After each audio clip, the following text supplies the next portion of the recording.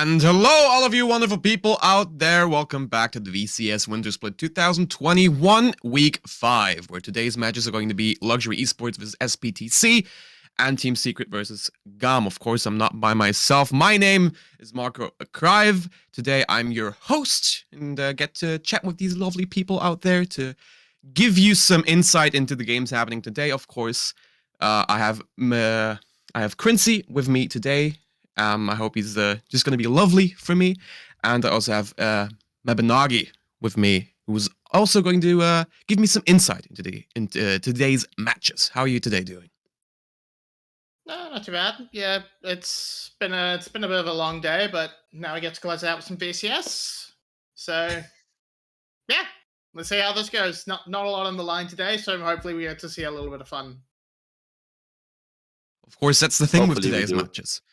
Yes, where we don't really have a lot at stake with these matches today. Of course, most of the standings are already set, so there's not a lot to really look at, but still, we can maybe get some exciting picks, maybe some exciting matches out. If you can already see here, you know, the only teams right now, they're still looking to get their spot in and getting that last playoff spot are 𝘀𝘀cie and 𝘂𝗃𝗏𝗄. So what do you think we can expect with today's matches, especially looking at that first game with 𝘀ecie Esports? What are some things that you might want to see being changed up, or some tactics that they could maybe try out? Maybe 𝘀𝑠y. What I want to see, what I want to see is 𝘀ecie like proving us kind of wrong from the form we have seen for them last week, because they looked dreadful against 𝘀𝘀cie, and with that likely also managed to secure playoffs for 𝘀𝘀cie, and SPTC is probably not happy about that at all. Maybe even wants some revenge in going there. Maybe it's going a little bit for a grudge match there. And 𝘀𝑀ie, speaking on their terms, I mean, they are a good team on their own. They have secured the third place, deservedly so.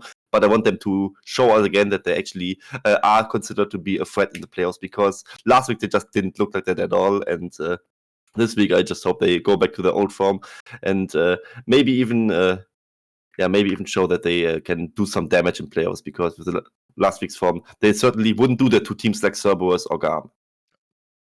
And that's something that we are going to have to look out for, of course, also with that second match that we're going to have later on during the day between 𝘀𝗀𝗏 and Team Secret. Again, that's also going to be a match where maybe you want to see something else coming out from Team Secret. Again, not a lot at stake, but let's keep our eyes focused on this first match for now. 𝘀𝗏𝗀𝗀 now coming in, 𝘀ecie Esports already secured their spot.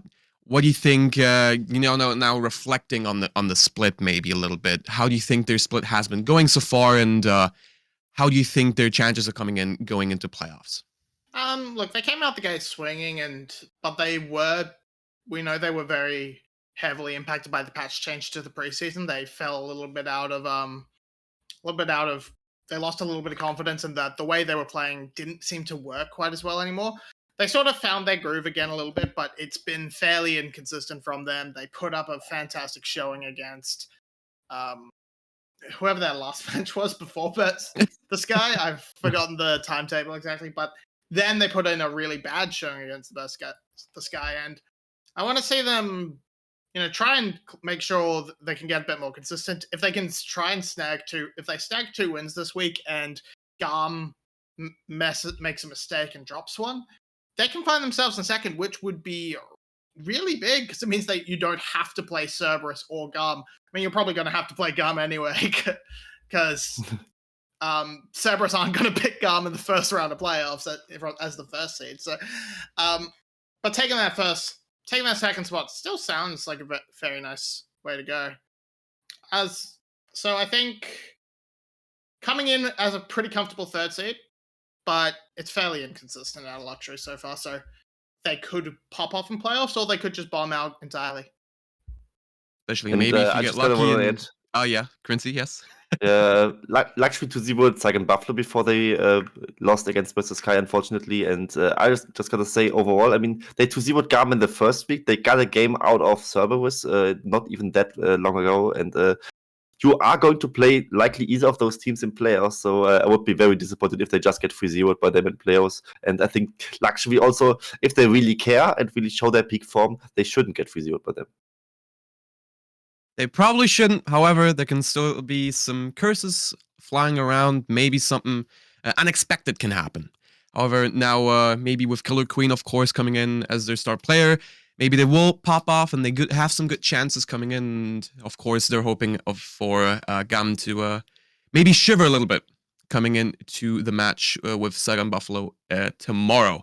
Now, let's have a look back at SPTC. Of course, they're one of those teams that are already out of playoff contention, and they're basically now just looking to maybe get some redemption in, because as already stated, 𝘀𝗀cie, they kind of, by losing that last game that they had in last week against Sky, they now pretty much just ruined the chances from SPTC.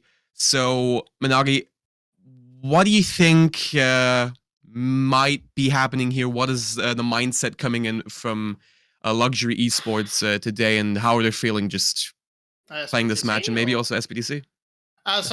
Yeah, with SPTC, I want to see them try. I need them to be using these last two game series as trying to solve the artifact problem, because that's not a signing the organization would be making, like, just as a holdover for the slapdash thrown together at the last minute win to split. That seems like something they were like, yeah, we want this for like big split, maybe take it into spring. And if it's just not working at all, something needs to change. So I think this is your last opportunity to see, can we actually get this to work in a way that we didn't just waste the signing? We have to like release a contract on a pretty respected player with a decent amount of tenure. This guy was at Worlds in 2019 after all.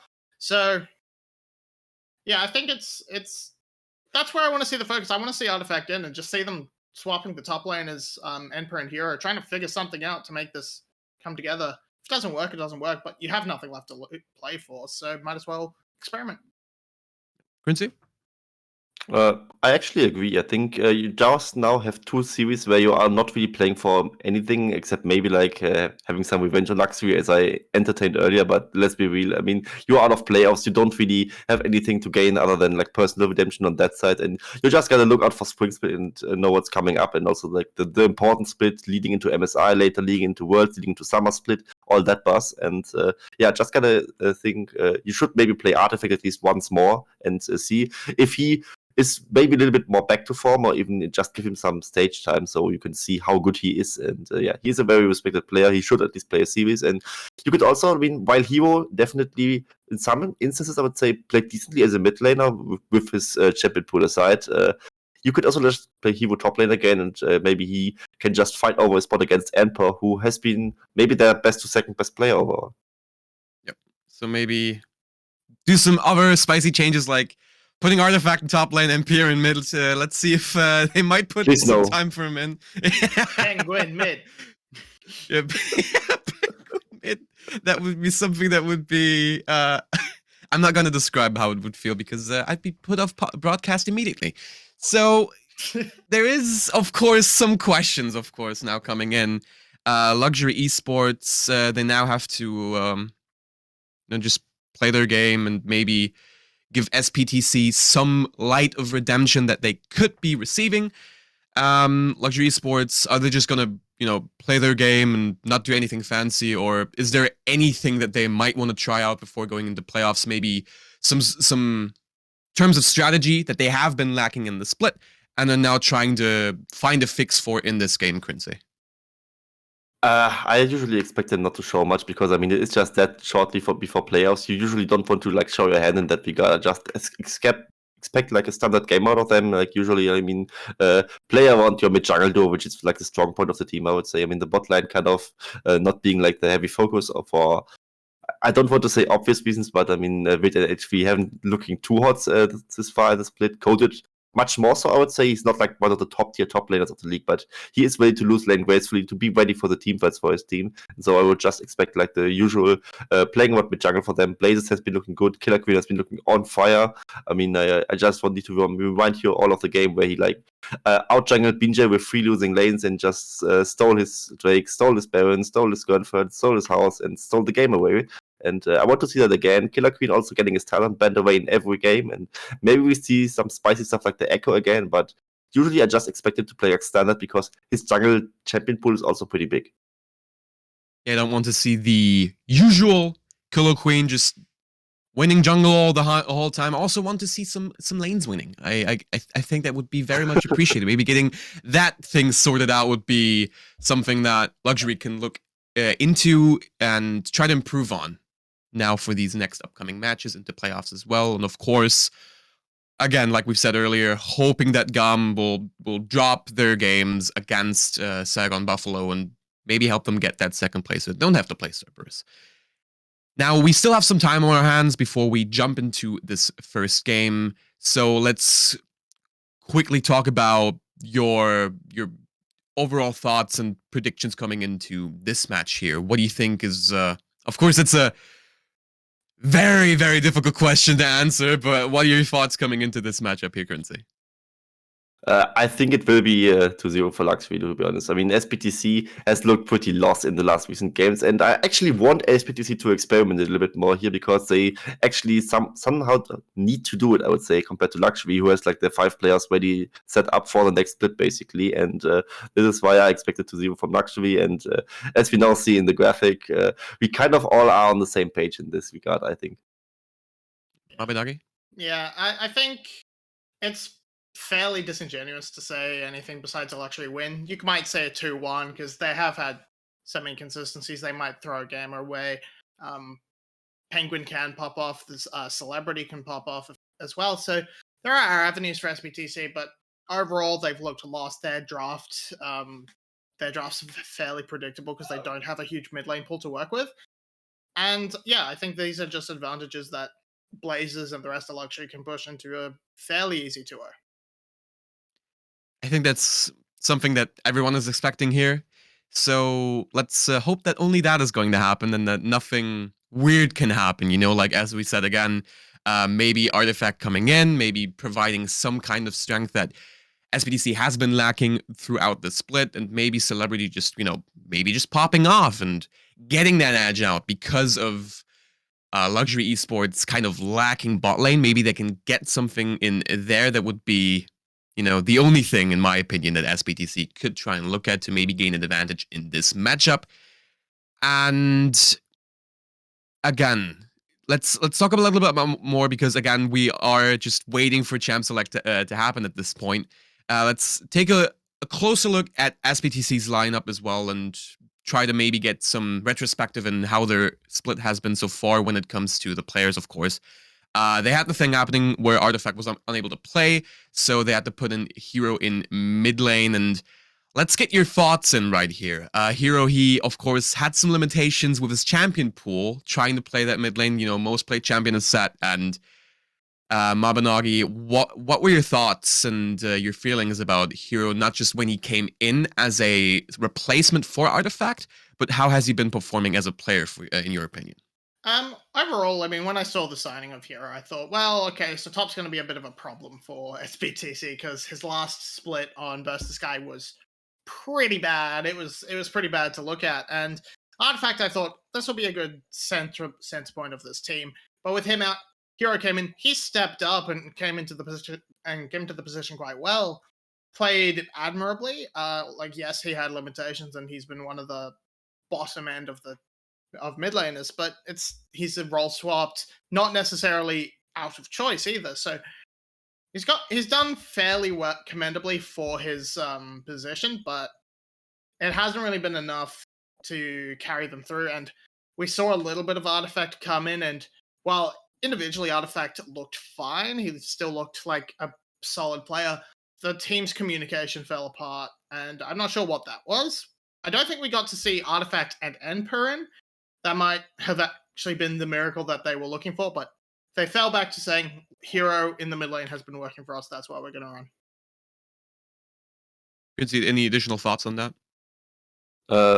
Not just many, I think. I mean, in general, I would say we could sum it up like Hero. He had looked good for what we expect out of him, but he hasn't really been a good mid laner at all. I mean, that's just kind of, it feels awful to say, but especially in this patch, he doesn't really bring much to the team because, I mean, the strong mid laners right now, they're like Viktor, Kassadin, Ryze is what you usually see, and he just doesn't play any of them, or any of them well, at least. I mean, I have seen his Ryze, and I wasn't too fond of it, but he came in as a top laner, and I think for replacing a mid laner like Artifact, he did surprisingly well. He's just still, despite that, not like one of the better mid laners of the VCS, which is overall okay, I would say.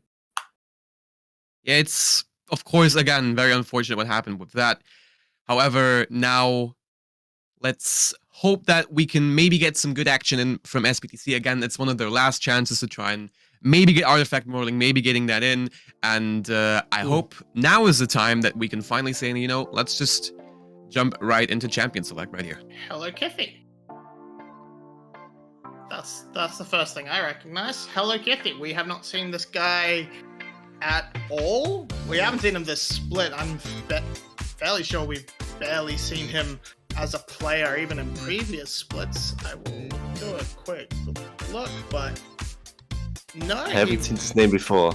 He's been on a couple of benches before, so I recognize the name, but we haven't actually seen him play. He was on SBTC Academy last split, it seems. So he's played a little bit in VCSB, but it's going to be a hard task for him coming up, making his debut against 𝘀𝗶𝗃, who has been an undisputed top 3 jungler. Where he ranks it within the 3, you can throw up to debate, but he's definitely up in there. And there's also fear in for CBL again, and we do not get to see artifacts, sadly. But speaking of the draft, Lee Sin first pick coming out, Victor still open, 𝘀𝗰𝗃 still open, and I actually want to see at least one of those within the draft. Usually with VCS, you know, at the start of the split, we have seen all this Jhin against 𝘀𝗀𝗃 while there was still Worlds meta going on, and they didn't really pick up the hyper carries yet. But at least we see the Thresh right now. Wise also, I think, not the best pick, but an okay pick to pick, I would say. Maybe you don't want to pick the Victor earlier because of the potential castle counter pick, but here we see Thresh coming out, Victor coming out. I like to see these picks here. I think the Rise comes out mostly because it's the closest thing. It's the only mage hero can feels comfortable on. I think that's the big one. It's going to be countered by the Victor for sure. It's going to not as the hardest counter in the world, but it does mean Blazers is going to have a fairly even matchup, and then gets to scale. He can maybe outplay hero as well as individually get an early advantage where he shouldn't. But now what are we going to see? It's the Ornn lock-in instead of taking away that AD carry. Nice safe top laner up against Cogent's Jace. And gets to stack armor against the top jungle, both being AD. Definitely, and I think you can do it against the Jace. I mean, you usually do not want to pick the Jace that early, and they kind of did that so far. I mean, but now Denios have the opportunity to just pick the Jinx early, which would have been nice to have, I guess, but maybe they are not that confident in 𝘀𝗀𝗃, but I think they should be, because 𝘀𝗀𝗃 has been quite good, and maybe even their star player, so to say, and now he gets to play a different AD carry, but gotta say, you kind of pincer your own champion pool instead of 𝘀𝗀𝗃 as well, because you haven't picked your AD carry yourself. 𝘀𝗀𝗃 has been a fairly comfortable Jinx player, even in previous splits. It's been one of his pocket picks, so taking that away makes a lot of sense. It's a little sad they didn't pick it up early, because I don't think the Ornn ban was ever going to be realistic coming in from 𝘀𝗀𝗃. I don't think you had to take it in that position, and now you're stuck sort of going, well, where do we want to go? I assume a jungler would be the lock-in and then try and save their last pick, or if they have a spicier jungler in mind, they'll probably do the opposite. But with all these AD carry bans, do you just go to Jhin? I think you go to Jhin right now. I mean, you already have the Thresh there. At least there's like a somewhat of a kill lane, then you can use some CC chain setup stuff for your jungler, and you just gonna get Jarvan. And 𝘀𝗃𝗃 blind is also something that is very risky to pull off. You can just get outraged if you get the white counter pick on the other side. I think Jhin would do fairly decently into 𝘀𝗃𝗃, as long as he doesn't get all in, which is kind of 𝘀𝗃𝗃 thing, to be fair. Yeah, with the Rel combined, so something that can either deny the all-in or outrange. That doesn't really do... It does the first one a little bit with the condemn, but 𝘀𝗀𝗃𝗃, it's on his back. He's blocked in the Vayne. He's ready to go. He certainly is. I mean, the Vayne is basically like all the damage that you can reliably pull off there, because hero won't have really much fun against the Victor in the lane, I would say. And Victor not countered is a worrying trend, I would say, for sure. And it's basically 𝘀𝗀𝗃 having to have the team on his back, as you just said, and maybe even also having some decent early game pressure by the new jungler they are pulling off right now, which is 𝘀𝗃, and I'm looking forward to see how he plays, because it will be his first chance in the VCS, and yeah, rookie junglers in the VCS, we know it's something that's always exciting to watch. Yeah, Now let's jump into this game right here that we have. Of course, 𝘀cie with a very aggressive comp that they have right here with the Samira, of course. You know, you have to really rank up. You need to get some assistance from your team right there. But if you have all of those conditions correct, which I don't know if they have, you can answer that for me. Let's see if that Samira can actually be of use here and be a very violent threat as we go into this first match. So what are your thoughts on that Samira, 𝘀𝗶𝗏𝗀, and the draft in general from I mean, the 𝘀cie here? Samira will always provide one thing. It can completely deny Ornn. It provides that wind wall available. So, and if nothing else, at the bare minimum, it gets to do that. But you look across at 𝘀TC and you say, this is a fairly short range comp. There's a fair amount of things that can upset her, a 𝘀𝗏 or a Rune Prison, of course, but it's not going to be shutting her out completely like, say, Artemis's Samira was in games yesterday. So it should do fine. I expect Blazers to do a lot of the heavy lifting alongside Coded, just for their ability to control zones and outrange some of the carries on 𝘀TC and being the big crucial factor there. But Vit can absolutely have this pop off if he finds a way in. And maybe Vit just 𝘀cie, your proves thoughts us on wrong, the right? draft? Usually we would expect Vit to be like on the weak side bit, and it might be weird to say this on the VCS English podcast, but I would have actually preferred the Jhin here, but maybe the Samira actually proves me wrong, and he can actually be like the strong side bot laner for them, and yeah, maybe it was just the idea that you can deny the Ornn so much with the Blade Whirl, of course, on the side of Samira, but I think that the Samira pick is just an unnecessary risk that you didn't really need to take on their side, and I think with the individual powers, with that draft on the top side of the map, they already were set up to success anyway, with potentially 2 winning solo lanes at Killer Queen. We know him as being a great jungler so far. He's playing as a rookie right now. It was already looking very good for them, and with Vit, they just now take a risk they don't need to take. But I'm all up for it. I mean, if it just pops out on Samira, then he is very welcome to do so, and I think 𝘀cie will take M1. Yep, there you heard it. 𝘀cie gonna take game 1. Of course, with Killer Queen on Lee Sin, you're always now just looking at that early game, looking at devastation coming out from himself. So, you know, that's gonna be something that is gonna be quite exciting to look at. And of course, also with Conan on the Jayce and Blazes on the Victor, some very, very standard picks that we get to see quite a lot of. And unfortunately, of course, we have to mention the artifact not coming in for 𝘀TC, which is quite a shame, but they probably have made their decisions on that and think that Emperor and Hero coming in once again is going to be the best choice for them and the best way of kind of, you know, celebrating their goodbye in some sort of way. But also with 𝘁𝗏𝗏 coming in, which is naturally the new choice that you have to mention in this matchup. And now let's maybe get just some quick words into the comp of 𝘀TC, because we haven't quite really talked a lot about that. 𝘀cie, what are your quick thoughts on the comp? I mean, I think just the Vayne needs to do the heavy lifting in the late game. Maybe if he were actually manages to have a good laning phase for once, he could maybe like do some really nice magic damage, also DPS wise on the Ys here. Ornn also is like the late game insurance, but usually with Jayce in the current state, with like the Eclipse existing, with Sivir 𝘀𝗀 existing, with more mana being fine on him, he usually takes forever to really fall off, and the Jayce will be still very strong in the 4 to 5 item power spike. Which barely happens in general, and also even if it happens, as I just said, it wouldn't be too easy for the Ornn to sideline against the Jayce, and you would just basically be forced to teamfight there because you cannot really stop the sideliners on the side of 𝘀𝗀 here, with also Victor being somewhat able to do so, and Coded, of course, of the Jayce being able to do so. But I mean, you still have the Ys going on for you. You have decent late game damage in general, a rounded combo with a decent front line, and as long as you manage to shut down Vit, there is some chances. There's definitely some chances it can be coming in. Of course, don't forget to put in your channel points to predict who's going to win this game. And of course, that's going to be it from us, from us 3 people here. And now let's jump over to 𝘀cie and 𝘀𝑥, who are going to give you some quick, and not just some quick, but very good castings coming in for this game right here. Thank you very much for that, 𝘀𝗏𝗏.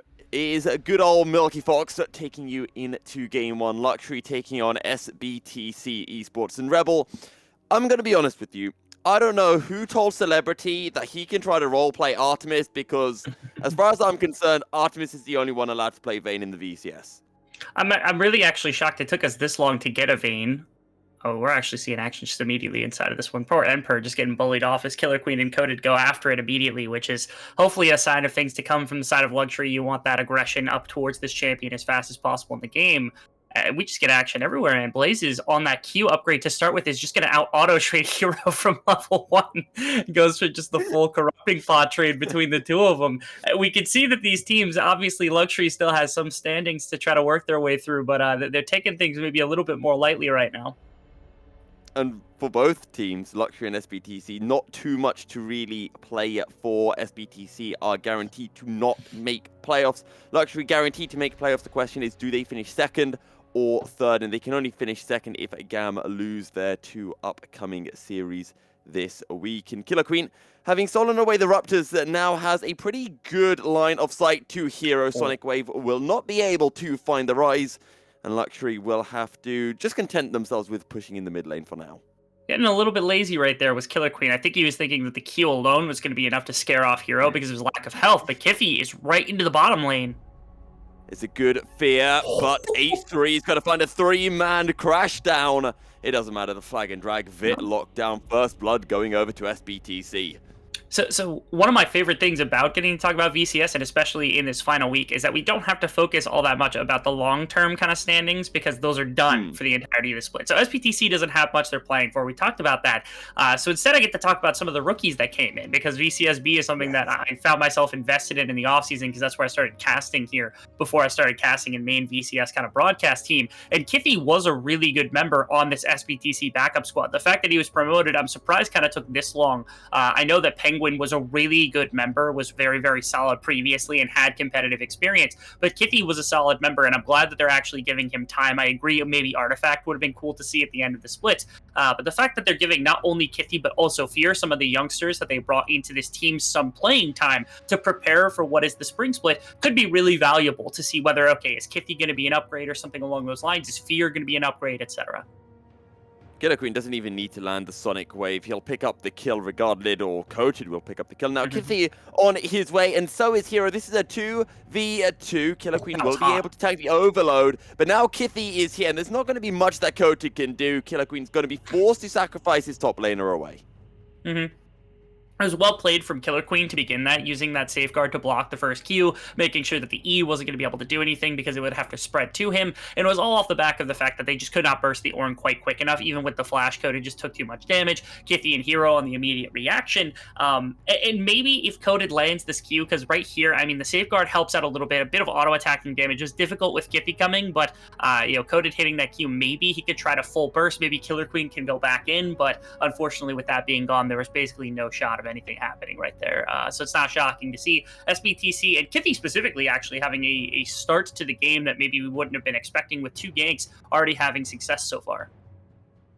Solid start for 𝘀𝑏𝑡𝑐 esports. We'll see what 𝘀𝗀𝗃 can bring in to play. As mentioned before, 𝘀𝗀𝗃 not with really too much to fight for. It's going to be interesting to see over the course of this series just how, I wouldn't say how serious, but just how much limit testing they essentially do, because it is an opportunity before going into playoffs to maybe try some new strategies. And the strategies might be able to prove fruitful and something that can be taken into playoffs. And we're seeing 𝘀𝑏𝑡𝑐, as you mentioned, Rebel, trying out a couple of new players. We've seen Fear already playing a few times for 𝘀𝑏𝑡𝑐, and he's had a decent start to this game. We saw that 2-man flay in the bottom lane, which led to their first blood. Yeah, I've actually, I think that Fear was somebody that he was my favorite kind of rookie or VCSB support walking in. Wasn't the starter because obviously Artie was able to be the one that kind of took that first starter role for the likes of that. But nonetheless, I always thought that Fear was actually the better of the two. So I like that he's getting a chance here. And something else you talked about as we actually get 𝘀𝗃 kind of getting caught out here, that's really unfortunate, as he got caught in the midst of stealing poor 𝘀𝗀𝗃 his chickens. He was not going to let those die. So it was Vit and 𝘀𝗃 coming over on a roam, giving up a bit of lane pressure because they know they're going to get it back. But like you said, trying out a new strategy, which to me is this 𝘁𝗰𝗋 pick, which we haven't seen all too often. At the beginning of spring, this was really popular and played by quite a number of ADCs. And Vit and 𝘀𝗃, again, to me, this is still the weakest part of the squad for the side of 𝘀𝗀𝗃, and so they're trying to find ways to get aggression into this bottom lane so that they can play for kill lanes and things like that, things that would be a little bit more cheesy, I suppose. And so if you put together aggressive support like this 𝘀 combined 𝘁𝗎𝗓 as the ADC, they maybe, that 2v2 all of a sudden starts to become a legitimate threat for whoever it is they're against, especially when they hit that playoffs race. When we talk about the 𝘁𝗎𝗓, we've seen it once so far this split. It was actually played by 𝘁𝗏𝗏 yesterday for Cerberus when they took on who was Cerberus playing against now? 𝘁𝗏𝗏𝗀. 𝘁𝗏𝗏𝗀, yeah. So that 𝘁𝗎𝗓 did not have a fun time. It was one of 𝘁𝗏𝗏's worst performances over the split, mainly because it was a rather similar to comp to what 𝘀𝗀cie have, but they had an 𝘖listair instead of a 𝘀 support, and they were playing against a 𝘁𝗏𝗏𝗀. Yes, there's a lot of problems with that. It's I mean, having low range, not having a champion that has a level 1, I mean, there's so many things about that 𝘁𝗎𝗓 pick that you need to actually have work, and that doesn't feel really good with having the 𝘖listair pick actually come about. So yeah, it makes sense. There's a reason also that it fell off really quickly in popularity at the beginning of the spring split. Not a lot of players had a bunch of success on it. I still remember the story specifically of, I think it was maybe 𝘁𝗀𝗏𝗶𝗹𝗀 that busted out the Darius bot lane in response to a 𝘁𝗎𝗓. That was really cool, but maybe these ADCs are picking up on something now that the patch has been out long enough. Their competitiveness and their scrim blocks maybe have yielded one of these picks that have come out that has been distilled to something that might be strong enough to actually work with. Again, this game, I don't think we've seen much Vayne or much 𝘁𝗎𝗓 for the entirety of the split, so seeing both of them in kind of one fell swoop is relatively interesting for both these teams. Players need to be careful. He's forced to actually flash as 𝘀cie, dropping the flag and drag, had the Cataclysm available. And this red buff will be going the way of the 𝘀𝑎𝑐 esports jungler. But 𝘀𝗀cie are looking to potentially collapse. Not quite going to be able to find the Sonic Wave to steal away the buff, looking for the ward hop into the kick. It doesn't matter, he's just got to kick him down, just auto him down. I don't know how Lee Sin's autos work. I think they're kicks, not sure if they're punches. Sonic Wave, though, going to follow Fear into the river. And 𝘁𝗏𝗏𝗀, he wants vengeance this game. I don't know what he wants vengeance for. We've got a pause. So Fear is quite low here, as is 𝘁𝗏𝗏𝗀. I'm going to guess Fear's going to die because there is a resonating strike waiting to happen. Yeah, I'm waiting to see if the Flay actually comes back up, or if the Q maybe comes back up and he can catch him in the midst of everything. But that's a little far-fetched just because we're not sure what those cooldown timers are, and I know he's used quite a bit to get away. I was a little curious actually that he flashed down to the bottom side of the map rather than up towards his his mid laner where there's this massive health target that could throw additional damage in. So far, I mean, again, 𝘀𝑎𝑐, they don't have to worry about too much. So I think they really are just, they're giving 𝘀𝑖 the trial run here as much as possible. Down a little bit of farm, but again, you're playing against one of our top 3 junglers here inside of the VCS. So it's not shocking to see an immediate advantage kind of spark up for the likes of 𝘁𝗏𝗏𝗀. The action has been there. Coverage for the lanes has been there. I'm not really unimpressed by what I've seen from 𝘀𝑖, at least thus far. Although that right there, that felt like Fear left a little bit too early. Even one more auto attack from Fear would have meant that he could have left a whole auto rotation faster. Would have meant that resonating strike that first caught his own Jarvan on the side of 𝘀𝑎𝑐, probably, which would not have been there fast enough. So there is at least that to the communication may have broken down. In fairness, also 𝘀𝑖 didn't pull it far enough, so it wasn't covered entirely by the brush, so they saw it walk out with 1 health left. It would have been disastrous if they had given up the 1 health red buff and he would have died there and potentially thrown this bottom side fight. That was one of the most frustrating pauses I've also ever seen. I hate it when teams pause in the middle of a fight just because it throws so much into complete disarray, which makes me think there was a legitimate bug that somebody had during the course of that. Yeah, and, well, it did go pretty bad when you think about it for 𝘀𝑎𝑐, because sure, they got the red buff, but they gave it straight over because 𝘁𝗏𝗏𝗀 just picked up the kill on it to the Lee Sin. And, well, 𝘀𝑖, it's been an interesting start to this game because it has been very bloody, a lot of action, and it's not just on one part of the map. We've seen the top side dive, we've seen the fights in the river, now we're seeing this red buff invade. So 𝘀𝑖 really with, I guess, a point to prove coming into this series.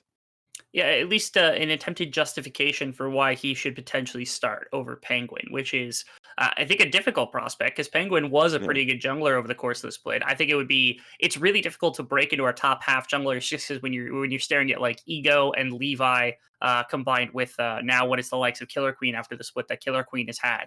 I mean, there's basically one spot left. You're competing against DNK, you're competing against Drakthar. you're not competing against BJ because he's just horrible. But that's not the point. I didn't mean to take a low jab at you. I'm sorry, BJ, but not the point, all things considered. It's just that 𝘀cie wants to make the most of this. I don't think the game planning has been there from SBTC because they haven't slowed down Jace whatsoever, and it's clear that 𝘀cie wanted to put Jace on a good foot to start with, which is why you saw topside pressure at level 1, and you saw topside pressure again with the gank in the top lane. So there's that to talk about. And especially since their queen found successes, I mean, he's been able to go pretty much anywhere and just find fights across the board. So 𝘀cie, he's trying to keep up as much velocity as possible, but it's really difficult when there's this much action that's going the way of the side of 𝘀cie this quickly. Okay. This pause is extending a little bit longer than we were expecting, so we're going to throw into a quick pause.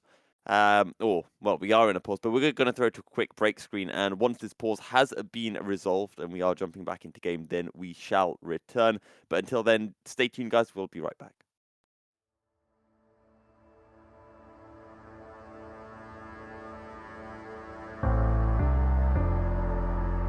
The night beckons while you dream.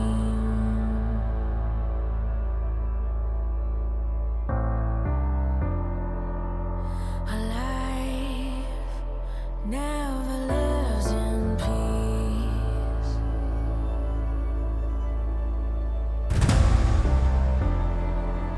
As you stand upon the edge, woven by a single thread, and fate may fall down upon you, while the devil is knocking right at your door.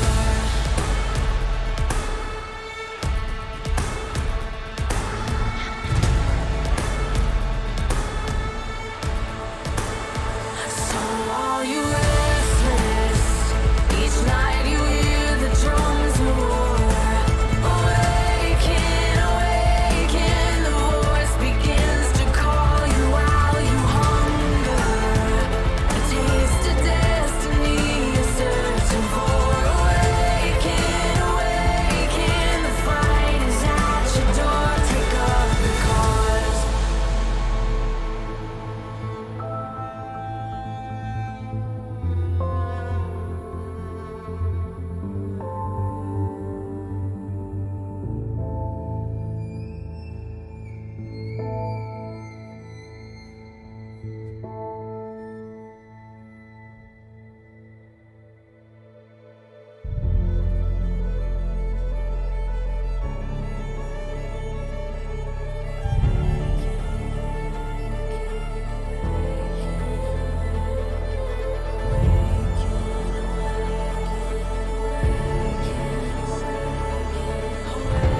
As you stand upon the edge,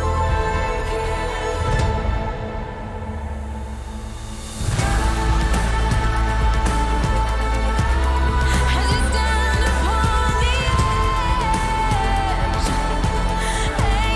in the balance, and fate may fall down upon you, while the devil is knocking. So are you restless? Each night you hear the drums roar. Awaken, awaken, the voice begins to call you. We are back and we're seeing the end of the replay of the fight we saw, and you're probably wondering, okay, why are we fighting in the mid? Because after 𝘀cie died, he then went straight to the mid lane. Oh, never mind. We're not back in the game. We just got a replay showing what happened for a certain fight, but then we've gone back into a pause. So I'm actually quite confused, Rebel, because this means that we essentially had two pauses, one in the river, and then the fight continued, and then we got another pause. And this confuses me. So I know that a bunch of leagues have rules about being able to pause in the midst of a fight. It is entirely possible what just happened was fighting got paused. They said, okay, you're not allowed to do that. Play out the situation. They played out the situation, which in that bottom lane, it led to a second kill going onto 𝘀cie, and then they got a response kill onto 𝘀, which was the 𝘁𝗎𝗓 in this situation. And then immediately you saw the mid lane play that occurred between 𝘀cie and Fear being able to catch out the victor. So all things considered, that was the end of the action, and maybe that was the point where whatever team had a problem or whatever team experienced a bug, that was when things fully got paused. So we got to see the very tail end of the play, and now all of a sudden, whatever issue had actually risen up was maybe being taken care of now. That's at least a possibility of what we're seeing. Rebel, should we have a diplomatic vote on whether to go back to a break again? You are the expert on diplomatic votes, so I'll let you decide. Am I the expert on diplomatic votes? That is a title I don't think I'm worthy of, to be honest with you, Rebel. But yeah, if you want to see his experience in diplomatic voting, go ahead and check out his Anime Girls thing on Twitter. Just type in 𝘀𝘀cie_𝗰𝗶𝗹𝘀 on Twitter, and you'll be able to find it. I'm also enjoying 𝘀𝘀cie's camera at the moment. While our viewers at home can't see, he's just randomly putting different stuff on it, including break. But we're not getting to break because we're back into game. I don't know. Have we missed more kills? I don't really know, but there's a Rift Herald that has been started up, and now the screen freezes on us, which allows us to observe beautifully the state of the map. Never mind, we're out, as that is a really good condemn coming through to deny the engage from 𝘁𝗃. The focus onto 𝘁𝗃sonic Wave. Resonating Strike comes through. 1 kill right now for 𝘀𝑠𝗀cie. They look for more. 𝘁𝗃ie not going to be able to find the kill onto Killer Queen, but 𝘁𝗃 showing up. It's a double kill already for 𝘀𝑀. Now looking for Blaze's 𝘀𝑀 so low, but it is a triple kill for the 𝘀𝑏𝑡𝑐 ADC.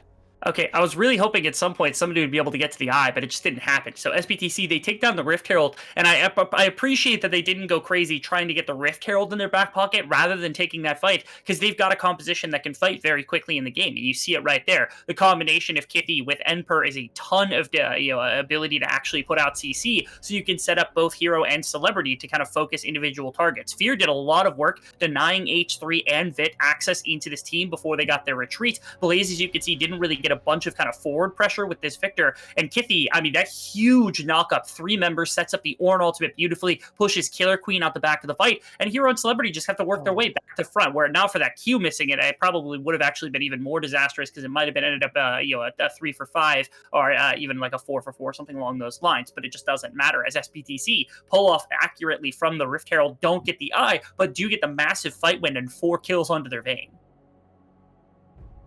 𝘀𝑀 4-0, first item completed, and 𝘁 looking like a very poor Samira right now. CS advantage as well for 𝘀𝑀, nearly 20 CS up on their ADC counterpart. And now 𝘀𝑏𝑡𝑐 looking for more plays in the bottom lane. Flag and drag it into the Cataclysm. 𝘁, where are you going to go? There is a Lantern drop down. Death Sentence lands as well. And all the while, 𝘀𝑀 a little bit too far away. So it's just a 2-on-1, and 𝘁3 just can't come anywhere near it. Okay, I'm actually not even having mixed opinions. I feel like 𝘁𝑚e's actually playing rather well. I'm not saying he would have done better than Penguin inside of this game, but I've been pretty.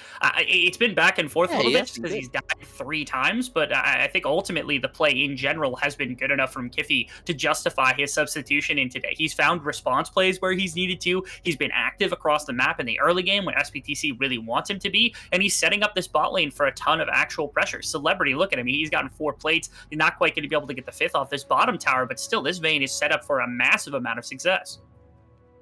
It's a really good spot for 𝘀𝑏𝑡𝑐 to be in. And they're just going to pick up the Drake as well. Their first Drake of the game. 𝘀𝑚e were able to pick up the opening Drake, which was an Infernal Cloud Drake, going the way of 𝘀𝑏𝑡𝑐. And what rift do we have? It will be an Ocean Rift. None of those Hextech or Chemtech Soul shenanigans here for game 1. I think this is the first time we've actually seen a game without either the Chemtech or the Hextech Soul, or Dragon at all, because neither of them have actually been taken here. This is a pretty rare chance. I do wonder whether we're still on 1123 or 1124 at this point, because if that 24. If that went down, okay, so that explains at least a little bit why it was that happened. But I mean, across the map, competitiveness for the Dragon, making sure that soul point was going to be easily accessible for 𝘀𝑚e is good game planning from 𝘀𝑏𝑡𝑐. My one problem, again, is still just that they have yet to actually deny Coded a bunch of gold. You could see the most farm in the game, or second most farm in the game, or now most farm in the game after those minions, and first tower of the game is going over to the Jace, which is at least a little bit of difficulty for the Vayne to have to deal with, for the Ryze to have to deal with. There's enough frontline here to maybe soak some of the shock blasts, but again, not slowing down a Jace is something that I always fear a little bit from any team who doesn't do it, just because you know how powerful and impactful that champion can be when it comes to chunking out big carries. One solid shock blast can completely change a team fight, or how a team fight needs to be played out, even when your carries are this fed. I just want to clarify on one thing. 𝘀cie did pick up the tower, but it wasn't first tower because 𝘀/𝘀 had already got the first tower in the bottom lane. So 1 tower for each side, and now 𝘀/𝘀 has been relocated to the top side of the map. Says, hey, there are some more tower plates. You won't be able to get them because it's 14 minutes, but maybe you can get a tower.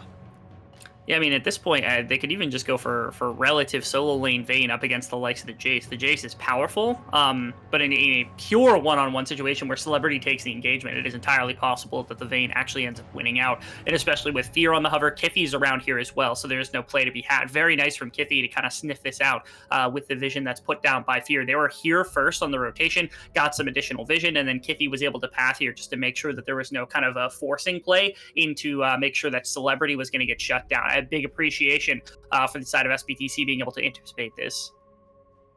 Going in for the engager, Death Sentence is going to be able to find its marker onto Killer Queen Teleport and a Realm Orb coming in. Hero, what is that Realm Orb? You cannot be Realm Orbing in there. You need to leave it empty. Vit will pick up the kill, and I believe pick up a shutdown in the process as well.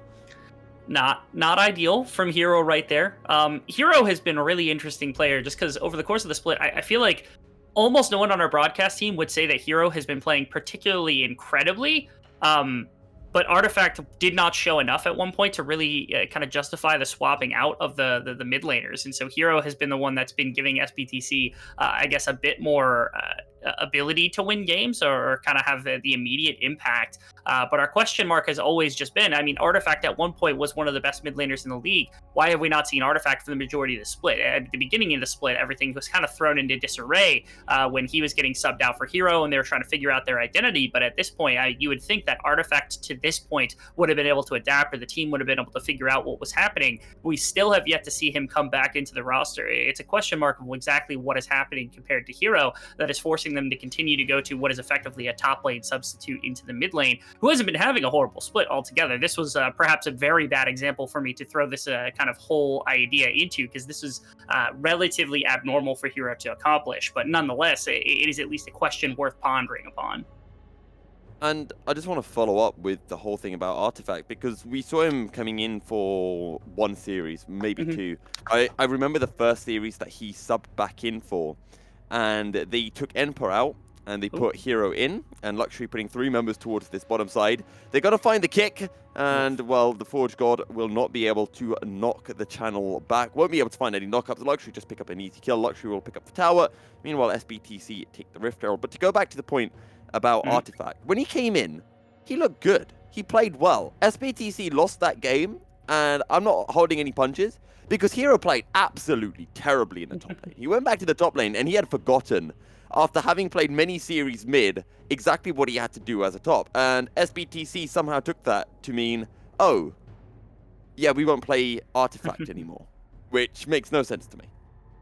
Like I said, there's got to be some power dynamic between the two of them that kind of change things up. I don't want to speculate too heavily, but coming into the spring split again, when you have to make big roster decisions about, especially when you have a split like this for 𝘀𝑏𝑇C, where our expectations were Artifact comes in, you've got Artifact, 𝘀/𝘀, you've got like this veterancy in a number of different positions, and you got some solid kind of talent that's coming in new roles. I mean, I think I even had them close to 5th or 4th, somewhere in there, like being able to maybe challenge a playoff spot. And really, the only actual positive play we've seen out of them the entirety of the split was being able to beat 𝘀𝗀𝘀 twice in a row. If 𝘀𝗀𝘀 beat them the way they probably should have coming into the split one way or another, this team is actually like, they have beaten Flash one time, they play them again I believe tomorrow, and then they've tied with Team Secret, which would put them effectively tied for second to last place, which is like, that's pretty bad. So 𝘀𝑏𝑇C need to make some very big differences happen over the course of everything that's going about, at least in terms of how their team dynamic is going to operate if they want to challenge for a playoff spot in spring. And spring not far away either. 𝘁𝗄, or 𝘀𝑎ze spotting out 𝘁𝗄. There is a Lantern which will take 𝘁𝗄 out to safety. 𝘀/𝘀 nearby as well. Maybe Fear and 𝘀/𝘀 could look for a potential play, but 𝘀𝘀 looking to collapse on the top lane, looking to collapse onto 𝘀𝑎ze, but for now they're just going to have to catch the minion wave as 𝘀𝑏𝑇C TP. now looking for the 4-man dive. Vit is on his way as well. Yeah, not only is Vit on his way, okay, Fear. in a rough position. He's not going to be able to get stunned up twice, though. I was worried about a TP potentially coming in if that dive was just forced too heavily, but SBTC, again, just a little bit ahead of it, and they're going to lose some minions in the bottom or in the mid lane. My apologies for a second here. So Celebrity is going to lose a bit, but this was on a cannon wave, and you could see that he was even able to catch the cannon, so he didn't end up losing all too much, all things considered. This SBTC actually seems a bit more calculated than we've seen for the majority of the split, whereas 𝘀𝘀cie, they've been putting a bunch of their resource into 𝘀𝗻𝗃 as much as possible, and now 𝘂𝗀, what a teleport. And, well, it seems that 𝘁𝗀 is trying to roleplay 𝘀𝑔gy's flashes right now, flashing into the stun, and ending up dying as a result of it. It's a situation. That's the first time I think we've actually seen SBTC do anything to help out poor 𝘀𝗃 over the course of this game. There was like the response gank after 𝘀𝗃 had already been dove that they were able to get 1 kill at the beginning against 𝘁𝗀, but since then they really have done nothing to again slow down the Jace. That was the first time we've seen real punishment come through, and it was off the back of the fact that only just that second had 𝘁𝑎zes come back to top lane where he was responding to the wave that 𝘂𝗀 had set up to try to push for that tower, and so he finds this really nice collapse off the back of a TP that helps open up 𝘀𝗃 to push out this bottom wave, and then maybe roam in for what is potentially Baron contest, Dragon contest on the next one. He has the ability to go pretty much anywhere, anytime, and especially now you can see 𝘁𝗀 is walking up mid lane potentially to grab mid priority as fast as possible, but 𝘀𝗃 is going to be able to be there with either TP or just walking directly through mid. Best case scenario here, if they're able to get the wave back out and they get back control of both mid and top lane, that means that 𝘀𝗃 can immediately go back to bottom, continue pushing from where he's at, and teleport into a fight. 𝘁𝗀cism onto 3 members, and Celebrity's just going to be free-firing the entire time. 𝘁𝗃ie goes golden good play on the tower, and 𝘁𝗍𝑎zes is already down. The Realm Warp is being dropped. 𝘁𝗃ie going to come in from behind. Attract-and-Repel going to be able to find a stun. Killer Queen over the wall. Vit has fallen. 2 kills for nothing, and that was a beautiful engage from 𝘁𝗃ie. Yeah, and with that, I mean, 𝘀𝗃 was able to come back from the bottom lane setup quick enough for this whole entire play to kind of all come together. A nice ultimate from 𝘂𝗀 puts his frontliners in the back line as fast as possible. Fear is in a really rough place, and Killer Queen's going to try to track him down, and he's going to, so it does create at least a 4v3 situation, but there's no damage on the rest of this SBTC team whatsoever. Call of the Forge God will find the knock up, but down goes 𝘁𝗀. H3 on the run. He's going to go over the wall, but now he's got no movement speed. Killer Queen, what can you do? Attract-and-Repel will be able to find the stun on 𝘁𝗃ie, but that's going to be the condemn into the wall. Celebrity kicked over into the Baron pit. Killer Queen, the only member left standing for 𝘀𝗀cie. No Krugs available for Killer Queen to jump to. And now it's just a 1v1 between the junglers. Killer Queen is actually doing some work here. The Krugs are up. Can he maybe smite it for some health? He's actually going to survive even through the burn. I'm waiting. Something's happening here. Fury's on his way. All right.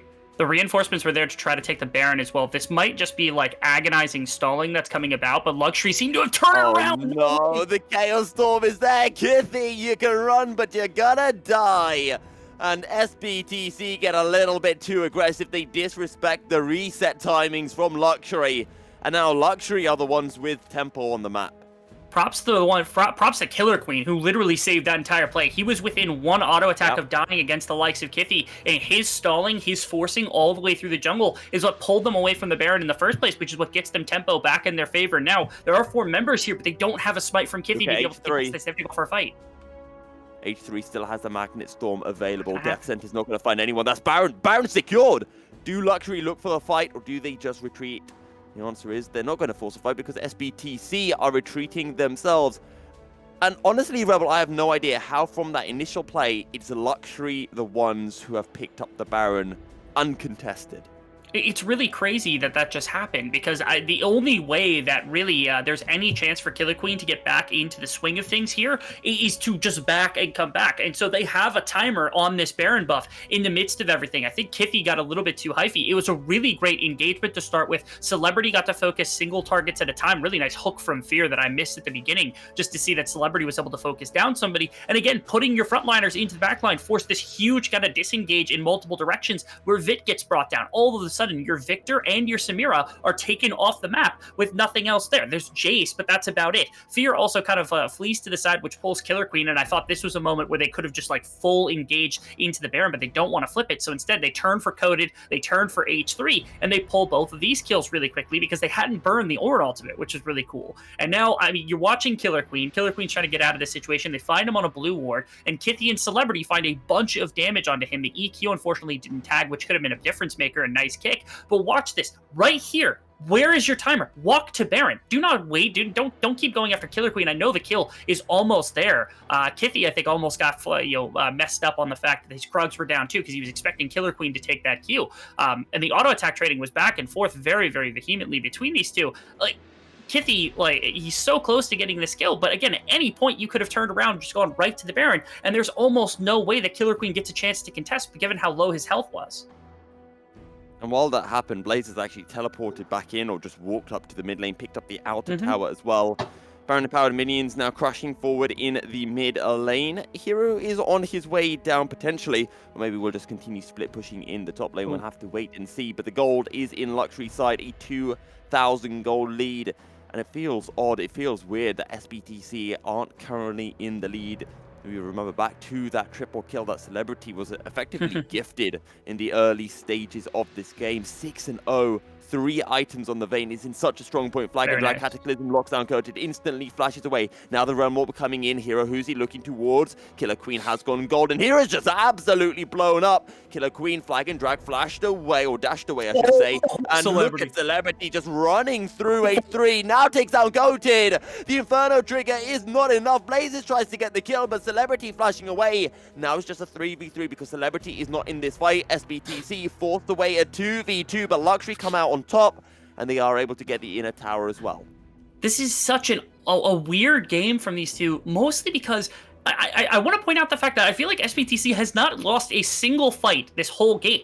They have been doing fine. Hero right there, ulting into the middle of the team was complete nonsense, but they win that fight. They won the fight before that when it came to around the Baron buff. They're winning every engagement that they take. The problem is their damage is really single target, and it's not very high range between the Rise and the likes of the Vayne. So it's really hard to capitalize on anything that isn't exactly perfect. Emperor and 𝘀𝗰 and Fear have to do so much work to be able to get Celebrity onto single targets at a time that their team fighting is really slow. So they win, 2 kills off the map. With a different ADC, with a different mid laner, maybe something with more range, it feels like these fights could actually be so, kind of debilitating to 𝘀𝗀XY, but they're just not losing enough fast enough in the course of fights, and that means that 𝘀𝗀XY get to continue to maintain some kind of presence on the map when maybe they otherwise shouldn't. Again, 1-2 of these fights going a little bit better for 𝘀𝗀TC feels like they would have already won this game or been in the driver's seat commandingly, but they're still down 1,500, 2,000 gold for what seems like no reason given how well they've been fighting.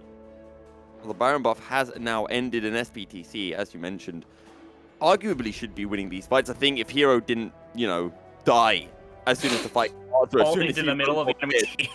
Yeah, I mean, I kind of see what he was going for, but at the same time, what are you doing, Hero?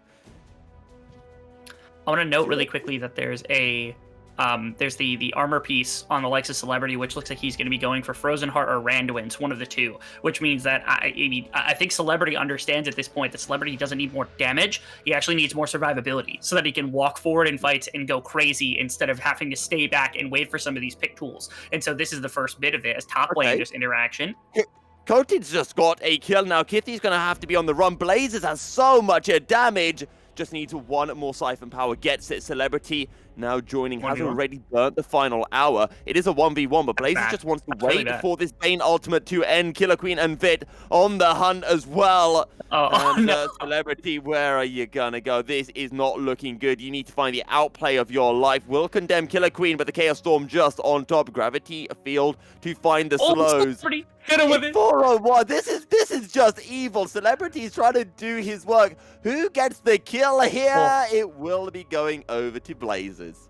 I mean, given the fact that they literally took so much time to kill Celebrity, that 𝘀𝗀, Hero, and Fear, who died across the map, are all back up, that almost feels a little bit troll from the likes of 𝘀𝗀XY waiting that long to just claim the one kill. They should have just let him back, and things would have been fine. They could have deployed into bottom side to look for the dragon, but now there's actually a chance.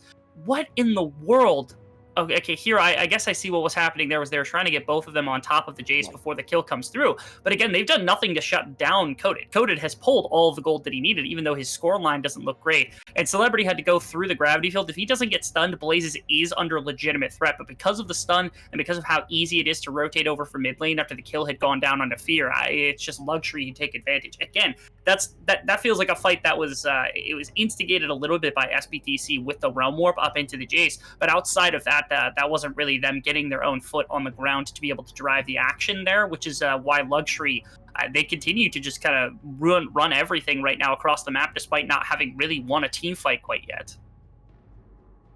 4,000 gold lead for 𝘀𝗀ce. I just want to say as well, 𝘀𝗀ce has gone for the crown of the Shatter Queen. I would have much preferred a Luden's Tempest, a little bit more damage, and then you're absolutely blowing up 𝘀𝗀 hero more than you already are. Because I just don't feel that the crown is going to help him too much. Like, so I thought about that exact thing in the beginning of the game where I was like, okay, if you go crown, who are you really defending the damage from, right? But then you think of the other side of it, which is how much faster do you get onto your build since it's 2,800 gold and you get effectively 40 free AP for nothing? And who breaks that, right? Jarvan probably shouldn't be hitting you with anything. Fear probably shouldn't be hitting you with anything. So they would have to expend the Ornn ultimates to make sure that you're getting hit, right? Because Ryze and Vayne certainly aren't doing it. There's almost no way to. I'm just I'm looking at the positioning here from both teams because it's mid lane that's trying to be recaptured from 𝘀𝗧e. He finds 𝘀𝗀ces. Yeah, Cataclysm drops down. The death sentence will land onto 𝘀𝗀ce. Goes gold, and that crown is now well and truly broken. 5v5, but 𝘀𝗧e, 𝘀𝗀, they're practically not even in this. Well, 𝘀𝗧e is, and he's so low. Safeguard away from 𝘀𝗧e as he tries to bait out 𝘀BTC. 𝘀𝗀ce force 𝘀BTC away, and now they can turn their attention back towards the Baron, trying to establish vision control in the river. And nothing near even close to what they needed to get right there. At least 𝘀𝗀's ultimate is still available if absolutely necessary, but now H3 has a flank angle. They've got first position on the Baron. This is tough. 𝘀𝗀ce have got such a very mean kind of comp to try to drive into when they can wall off with this gravity field and everything else about the away. 𝘀𝗧e's got to get some work done here with this smite. They are at least taking some time for 𝘀𝗀ce. They're respecting the fact that 𝘀𝗧e could steal this, but again, it is so hard to win an outright team fight when you are down some of your engagement tools on the side of 𝘀BTC, given just how important it is to help set up your Ryze and your Vayne. Are they really calling this bluff? There's no way they're giving up that Baron for this mid tower, right? Well, it won't just be the one mid tower. It's going to be the inhibitor tower. It's going to be the inhibitor as well, possibly. And 𝘀𝗀ce and 𝘀BTC come about as close as you can in a game of League of Legends to shaking hands. It's a Baron for inhibitor, and 𝘀BTC will take the realm warp out. Oh! Hero, you're trolling your team! You have got to be kidding me with these ultimates, Hero. What are you doing? Nobody went mid lane. That wave might actually pick up the inhibitor. That would be even more egregious. If it doesn't matter. Look at 𝘀𝗀ce. They're teleporting in from the side. 𝘀𝗀 trying to come in from behind. Who does he look for? Flag and drag. 𝘀𝗧e takes so much damage with the empowered shock blast. And as you mentioned, it does not matter. I'm still keeping an eye on that mini-map on the mid lane inhibitor. Oh, 𝘀BTC, death sentence will land onto 𝘀𝗀. I'm looking for the Magnet Storm. Will it be able to find anyone? Cataclysm comes down. 𝘀𝗀ce is flashing away. 𝘀𝗀ce is still alive. Magnet Storm onto loads of members. 𝘀𝗀 coming in, but the engage is denied. Inferno trigger from there. Flashing forward, 𝘀𝗀 is still alive. 𝘀𝗀 on a sliver of health. 𝘀𝗀 will be able to survive. So will a hero. Somehow 𝘀BTC win the fight, but is so darn close. 𝘀𝗀t was massive with that Inferno trigger. This is, 𝘀BTC are showing such incredible bouts of innovation when it comes to this. Not only was I a little bit curious, if they get in that inhibitor, this play is absolutely 100% winning. There is no response whatsoever. Because they don't pick that up, maybe there's some argument that like the Baron is going to end up doing more damage. They end up trading back. But the use of that vision right there, no response to come about. 𝘀𝗀ce couldn't really get vision there as they were spending it all on the Baron buff and everywhere else upon the map. And it gave this angle for 𝘀BTC to turn the corner and just go crazy. But again, they don't have the damage. 𝘀𝗀 is so close to being able to take over fights, but he has to focus down one person at a time. You get this amazing turn around the corner from the likes of 𝘀𝗀r, which gives you great engagement into both what is Killer Queen, into 𝘀𝗀ce's, and H3's response comes out because it takes you so long to try to kill anybody. What an amazing ultimate to help set this fight up from the likes of H3, but the only thing you're missing is 𝘀𝗀 in the backline just gets to continue delivering auto attacks. Hero, I'm assuming you ulted into the middle of that. That's the only thing I can assume at this point. Yep, his ult on cooldown. Surprise. This kind of feeds back to what we were talking about, Rebel, about Artifact versus Hero, and why is Hero being played over Artifact? That being said, Hero only has 4 deaths. I thought it would be a little bit higher. This also isn't a standard game from Hero. Hero's ultimates have been tremendously bad this game. Cataclysm down, 𝘀cie. Oh, he tries to take the lantern, but 𝘀's able to pick up the kill mid-journey. Now it's a 5v3. 𝘀𝗀𝗵𝗀 super low. The Inferno trigger drop down 𝘀𝗀𝗵𝗀. Taking so much damage, it's forced away. Good death sentence onto 𝘁𝗀queen, but 𝘀𝗀𝗵𝗀 stepping too far forward. And the Guardian Angel has been popped. This is a full build Vayne, but more importantly for 𝘀UE, it is a dead Vayne. Fear on the run, slowed by the Shock Blast, slowed by the Serelda's Grudge. And Blaze is still stepping forward. He doesn't care about the tower. He's just looking to drop down the damage. Chaos Storm will pick up the kill. 1 member left standing for 𝘀𝑎𝑏𝑡𝑐. 𝘁𝑖e will be up in a few seconds' time, but I don't think it's going to be enough to stop a 4 members strong of 𝘀�UE from crashing into the base. 1 Nexus tower is down. Hero's just going to get popped. He goes golden, just trying to buy some time. Flag and Dry comes through. 1 down, 2 will fall. Inferno trigger to pick up the final kill. And the final Nexus tower will fall. 𝘀𝗵𝗀 will respawn in time to see his base fall in front of his eyes. 𝘀�UE take game 1. It's a matter of that final play from the side of 𝘀𝑎𝑏𝑡𝑐 is them trying to go for something really quick, trying to hit a quick lick against the side of 𝘀�UE, and unfortunately, they can't get away with something like that. When you use your Cataclysm and your Ornn ultimate as a combination into only what is 1-2 members and still don't pull a kill because of the Zhonya's that comes out, you're just losing so much of the course of a team fight. I have to give them insane props. It's so hard to actually pick out, other than Hero members that really had bad performances. 𝘀𝑎𝑏𝑡𝑐 looked so good for 70-80% of that game, but 𝘀�UE just didn't care. They played whatever game that they needed to. It's like 𝘀�UE was tiptoeing around 𝘀𝑎𝑏𝑡𝑐 over the course of the game and ended up pulling that one out right out from under the rug. It was actually really impressive. Fantastic performance from 𝘀�UE. Good performance from 𝘀𝑎𝑏𝑡𝑐, especially with 2 of their newer players as well, performing admirably in the form of 𝘁𝑖e and Fear in the jungle and support roles, respectively. But with that, we're going to be jumping on into a short break. And when we return, 𝘂𝗃, 𝘁𝑚abinogi, and 𝘀𝑐𝗰 will be, sorry, I forgot 𝘀𝑐𝗰's name for a second, will be taking you through the game, breaking it down, and taking you into game 2 of the series. Stay tuned.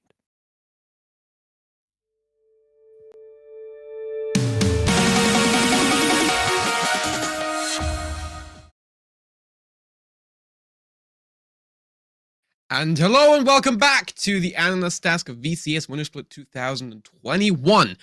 We just got, let's call it quite the game, one between 𝘀𝑈𝑟Y Esports and 𝘀𝑎𝑏𝑡𝑐, which really looked like not the thing that we expected from 𝘀𝑎𝑏𝑡𝑐 coming out. You know, they had a really strong showing, but 𝘀𝑈𝑟Y was still able to get off the win here. Let's just quickly get in your thoughts about this, because again, how in the heck did this happen, 𝘀𝑐𝗰? Like, I don't even know where to start asking questions about this game. I know where to start, and it is with the starter player, and so the new player, 𝘁𝑖e, had a really good start for his own, I would say, on the Jarvan. I mean, he got the first 2 kills, they got the first blood going for him, which is nice, of course. Getting celebrity ahead on the Vayne was something that he was basically aiming to do, and which is also like a good game plan, because 𝘀𝑚 was really having a good game himself so far. On the Vayne, he got full bit on it. He managed to get 10 kills, only died once, and I think the second time was basically when the game was ending, so that was also fair to him. And Fear also, he doesn't really play that many games, but when he does, he's actually not playing too bad either. And I think just Hero didn't feel like winning today, if I'm completely honest. 𝘀𝗵𝗀 also pretty fine on the weak side. I just don't like him on Ornn in general. And with that, the 𝘁𝗔𝗏 being a risky point of the draft was kind of something that actually played out on the Rift as well. And with that, I would just say that 𝘀𝑎𝑏𝑡𝑐 made it look close, but 𝘀𝑈𝑟Y still took the win in the end.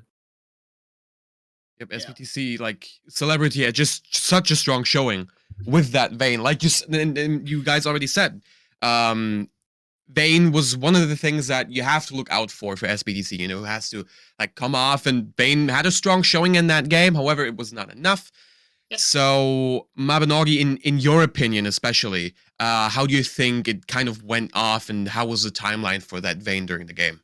So Vayne got to really profit off from a lot of jungle attention in the early games, and that up against in the 2v2 against the Samira, she's able to get in, get those procs off, find very good find very good purchase in these sort of small skirmishes that were taking place early. But as the game progressed and as we got to the full-on 5v5s, that's where it started to come apart because there were quite a few fights where Vayne just wasn't able to actually get any damage in. She got like 3 autos off, had to spread out her targets because she could only get opportunity attacks rather than just being able to commit to proccing 𝗀𝗶𝗹𝗀𝗀, and it fell apart as she was like trapped over on the wrong side of walls, and the range really cut her down in those fights. Rise not doing much help either, and the engage being muted a little bit because you can't commit the Ornhorn towards the Samira to shut her down because the spinny thing, the W, just denies it.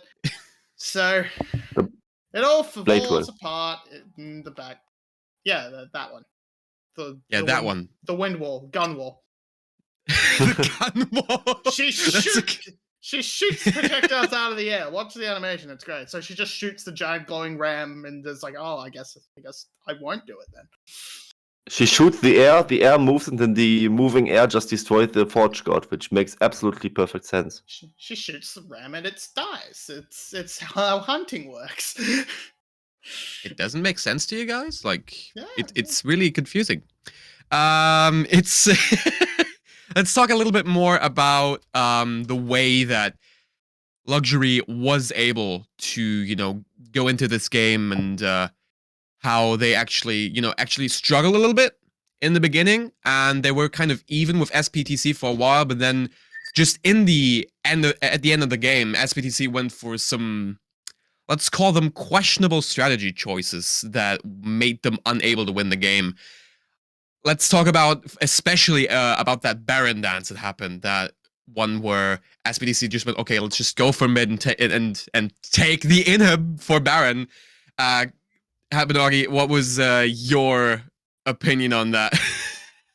Yeah, I thought it was a fine play. Like, it's the realm warp was a little bit unfortunate, a little bit mistimed, misjudging the damage and fucking it up. I think it was low enough that 𝘀𝗵𝗔 could have maybe just knocked the auto attacks and walked away, but he didn't want to risk being collapsed on, and so that's all sort of fair. And if they grab the inhibitor, it does shut down that Baron because they have to push up against these waves. But against the super mini waves, but yeah, it fell apart. It was a good attempt in the jungle, but again, range brought them down to the point that even though they won the numbers game and had a 2-for-3 trade, they were so far down in health lead that they couldn't actually stop 𝘀cie being able to convert that into a tower. 𝘀cie, any additional thoughts on how that particular fight went down and what your emotions were while watching whatever happened there happened? Not much to add from my side, I would say. I mean, I like that SPTC was trying something, and it almost worked out greatly for them. I mean, if they get the inhibitor, it's definitely fine for them. They kind of like did a half measure there and weren't really too decisive on that, and it's like maybe like where the cookie crumbles for them, right? I mean, they are like in not a playoff team, which is something we know since last week, and it shows in decisions like this that you maybe are not really quite up to the task. And also, of course, the unfortunate situation with the mid laner, who is definitely in an unfortunate spot, being a main top laner, having to play mid lane there. And I mean, yet again, we see how his champion pool very much hinders him in draft, and they cannot pick the victor, really. He defaults to the Wise, and as we just saw for the third time again, his Wise isn't even that good. So, poor hero, man. I really want to see Artifact, but if Artifact doesn't want to play, then that is also a fair thing to do. It's unfortunate that, yeah, it's unfortunate that we don't get to see the showing that he would actually be capable of in the top lane. So let's hope that SPTC might be able to bounce back in this second game, or if 𝘀cie will be able to get this second win as well as we head into Champion Select here. In any second. Eventually. Don't worry about In it. any second. We already got the graphic up. We're just waiting. I mean, yeah. The big thing for SPTC, I have to say, is if you are going to go for the Rise, which outside of the Realm Warps being extremely questionable was okay. It wasn't great, but it was serviceable. I think especially if you pair that up alongside an AD carry, which actually can fight from range, so you're not just completely zoned out by 2 short-range carries. But yeah, we need range. We can't just be locked out with these 2 short-range carries. if you want to run the Vayne, try and run like a Syndra or something along those lines next to it. You're not probably going to get a Syndra out of Hero, so you need to run a long-range AD carry. Look to prioritize something like the Caitlyn, if that's going to be taken off the board. I don't know how far can Celebrity reach. Even, I mean, I don't want to say Jhin, but there is range at least.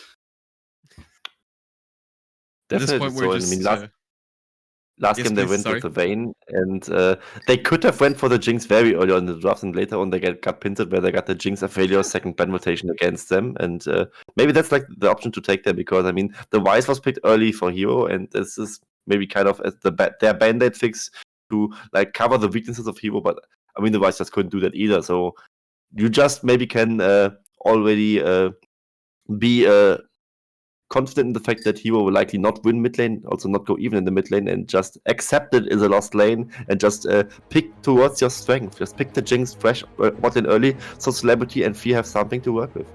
And maybe that's like the way to go. So we do finally jump into champion select. Let's yeah, I cursed it for a little bit, but 𝘀𝗶𝗶𝗀𝘀 again, let's have you jump us into all of this action coming in here.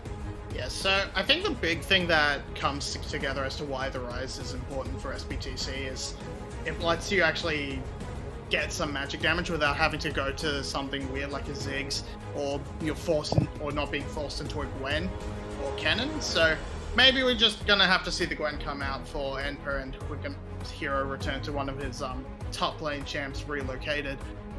But I mean, we have also seen Sylas, which could be a decent option if they want to say hold on to that pick for later on in the draft, but Lee Sin being taken away from Killer Queen, I mean that's always fair, and they are going to try and hit the Rise just to try and force. Yeah, AP has to come out from 𝘀𝗀𝗋 now, or maybe if he can bring out something wonderful and wacky, wonderful and weird, especially with that Nilly ban. Maybe you're not going to see AP coming from the jungle, so it sort of limits what 𝘀𝗀𝗋 can play. Maybe you could go the Ziggs bot lane for Celebrity, but I don't want to see Celebrity on such a more low agency pick, I would say. I actually think Ziggs is... Yeah, he hasn't played it yet either. I would actually see Ziggs mid lane more likely there, because, I mean, Ziggs is not that hard to play. I think you can just be a wave clear bot for your team, and it will be the Syndra eventually, though, for Hero. So, if you can play Syndra, will be interesting. Retire. Like, it's a very easy champ. I think Ziggs would actually be easier, because you don't have the honors on yourself to really like win the lane, so I think that would be even better for them. Also better scaling, you have more defensive options on the champion, and you just gave away the victor again, and Killer Queen gets his Talon. Usually the Talon is banned against him, so I'm looking forward to see Killer Queen popping off on the pick again, likely so, because his Talon is very, very dangerous, and you kind of salvage with the Talon that you have a somewhat weak early laning phase in both solo lanes here, with the Gwen and the Victor coming out, so I hope Killer Queen can fix that. So, if we see... Okay, we're going to go for a more standard top lane with the Camille, and that will give a late game condition, another late game condition. We've got quite a few we've got a couple from the solo lanes from 𝘀𝗀𝗋 as Camille and Victor are locked in. So we hit these second ban phases, taking away the Gwen, so they're reading it as a Graves jungle is what I assume. And going to look at knocking out some of the big engaged supports from H3 on the side of SBTC. Interesting. I'm not sure. I mean, they don't want to hit AD carry pool too hard, especially considering 𝘀𝗀𝗋 has the first pick. But yeah, knocking out the counter picks towards the Camille makes a lot of sense, and maybe just taking away some of the ones that SBTC don't feel comfortable playing into. And I actually got baited by the overlay there. I thought the Gwen was not really locked in, but this is actually the Camille for Code, and I like that much more, I would say. I mean, they already had the magic damage part of the draft locked in with the Victor there, and that Camille is, while not being that much of an early game monster as well, at least she has some laning presence in the first few levels, so you kind of salvage that on your own with that alone. And I'm actually not liking the 𝘀𝗀𝗋 hover there, because you now have the option to still pick the Jinx, and I don't think you can deny all of the supports that are good with it, because Thresh is on the table, Lulu is still on the table, and you would get one of them eventually. And 𝘀𝗀𝗋 is not that high priority, so I like a lot of what 𝘀𝗀𝗋 is going for, but not the 𝘀𝗀𝗋. Yeah, the only down thing to that is both AD carries are sort of available, so you know what support you're up against. You might as well get the counter pick on that. Then Celebrity has to show his AD carry before you pick yours, and it is going to be Graves top, so got forced into that position from the top bands, and it's going to be the 𝘀𝗀𝗀, the dreaded 𝘀𝗀𝗀 for 𝘀𝗀𝗃1, as has to see how he can actually work on a champion that doesn't have the same level of agency. And Caitlyn's available, Jinx is available. Please do not go. We're going back to Jin Misfortune, I guess, but not really. I actually like Ezreal more. It at least has like some unique strengths, and you can actually abuse the 𝘀𝗀𝗃 build by now. You can go Mana Moon, you can go Crown, you can still go Zwilda's Grudge, which is very good on him. Just Ezreal is known to abuse unique items, and also First Strike, the new rune coming out, is decently with him, where you can get like a lot of gold generation with the Mystic Shots alone. And while I wouldn't love the Jhin pick, it would somewhat make sense into the SV Leona lane, because Jinx Alistar doesn't make much sense. I just don't like the Alistar pick at all. I mean, the Jhin pick as a follow-up pick is somewhat fine, I would say, but Alistar not so much. It gives you a bit more of that lane pressure too, up against a rather weak lane of Ezreal, but Ezreal does get the ability to sort of sit back and 2v1 a lane as he wants to. It's probably 1v1. We might see a bit more of the world's meta of bot lane is the new top lane, and they're just hanging out on the island as the supports go a roaming. Yeah, fairly interested to see where we wind up with this Ezreal build. We, as mentioned, you can see the sort of shattered crown of the Shattered Queen plus Essence Reaver. We can see just the standard Divine Sunder or Triforce as well. But lots of variety available for this build. Interesting to see where Celebrity goes with it. Of course, no Celebrity with very interesting comp that we can see right here. But of course, now the question becomes, let's get a general picture in here, especially for you now, 𝘀cie. In your opinion, just overall, who has the better comp here coming into Game 2? I prefer 𝘀cie. We started a little bit there. They have a really well-rounded mix of laning powers, but also still very decent scaling with the Victor and the Camille in the side lane later on. Victor in the teamfights more than the side lane, so I think that Jhin Alistar is also a bot lane that can very work well in the department of like having some utility and also being a decent weak set. And I actually want to see Vid and HP more on the weak set for 𝘀cie, because they have such a strong top side, and they should play around that, play towards your strengths. Also, like the comp from SBTC is a little bit lackluster, considering they don't really have a good front line there. It's basically just the Leona, which might even go Glacial instead of Aftershock in the current meta, but I want to see Aftershock in this situation for them, and I'm not quite convinced that the Syndra pick will work out here. 𝘀𝘀𝗀𝗃, you're agreeing with this, or are you saying that there's something else to look out for? I quite like SBTC's comp overall. Nameplate's off. I think it's sort of, you've got a fairly decent point of strength around these solo laners that can feed into rolling the jungler, and then late game Ezreal is a viable option. Isn't going to have the problem that Vayne did of having trouble accessing these team fights, so I like to see that change. But with nameplates on, yeah, we have to question Hero Syndra. Haven't seen him before. It's not the hardest champ to pick up by any means, but on the other side, of course, 𝘀𝟏 just has pure comfort across the board, so I'm fairly confident in them taking this 2-0 based off that alone, because all these champs are loved by 𝘀𝟏. Blazers loves it, has gone to the Victor ever since the patch change, Talon since the start of the split, Jhin since the start of the split, the Cal, can't get rid of the Cal. So yeah, it's pure comfort for a very interesting composition from SBTC, which I would like to see them execute on, but I'm not quite sure they have the ability to do so. So 𝘀𝟏 should take it. Yep, that's going to be the big question to ask for if 𝘀𝟏 is able to, just play out their comfort and do as much as they can, especially with Killer Queen on Talon available, and trying to look for 𝘀𝗃 if he can maybe pull something off with that Viego on here. If that's going to be if that's going to be possible or not, we will see in just a second, as we're now just in loading screen. Of course, don't forget to put in your predictions. I don't think predictions are on right now. Okay, I'm just trolling you guys. But for next series, you should look out for channel predictions and get your votes in, so you can get some spicy channel points and brag with them, because that's always something. Come on, Mons, get your Rebel Franks. Go yeah.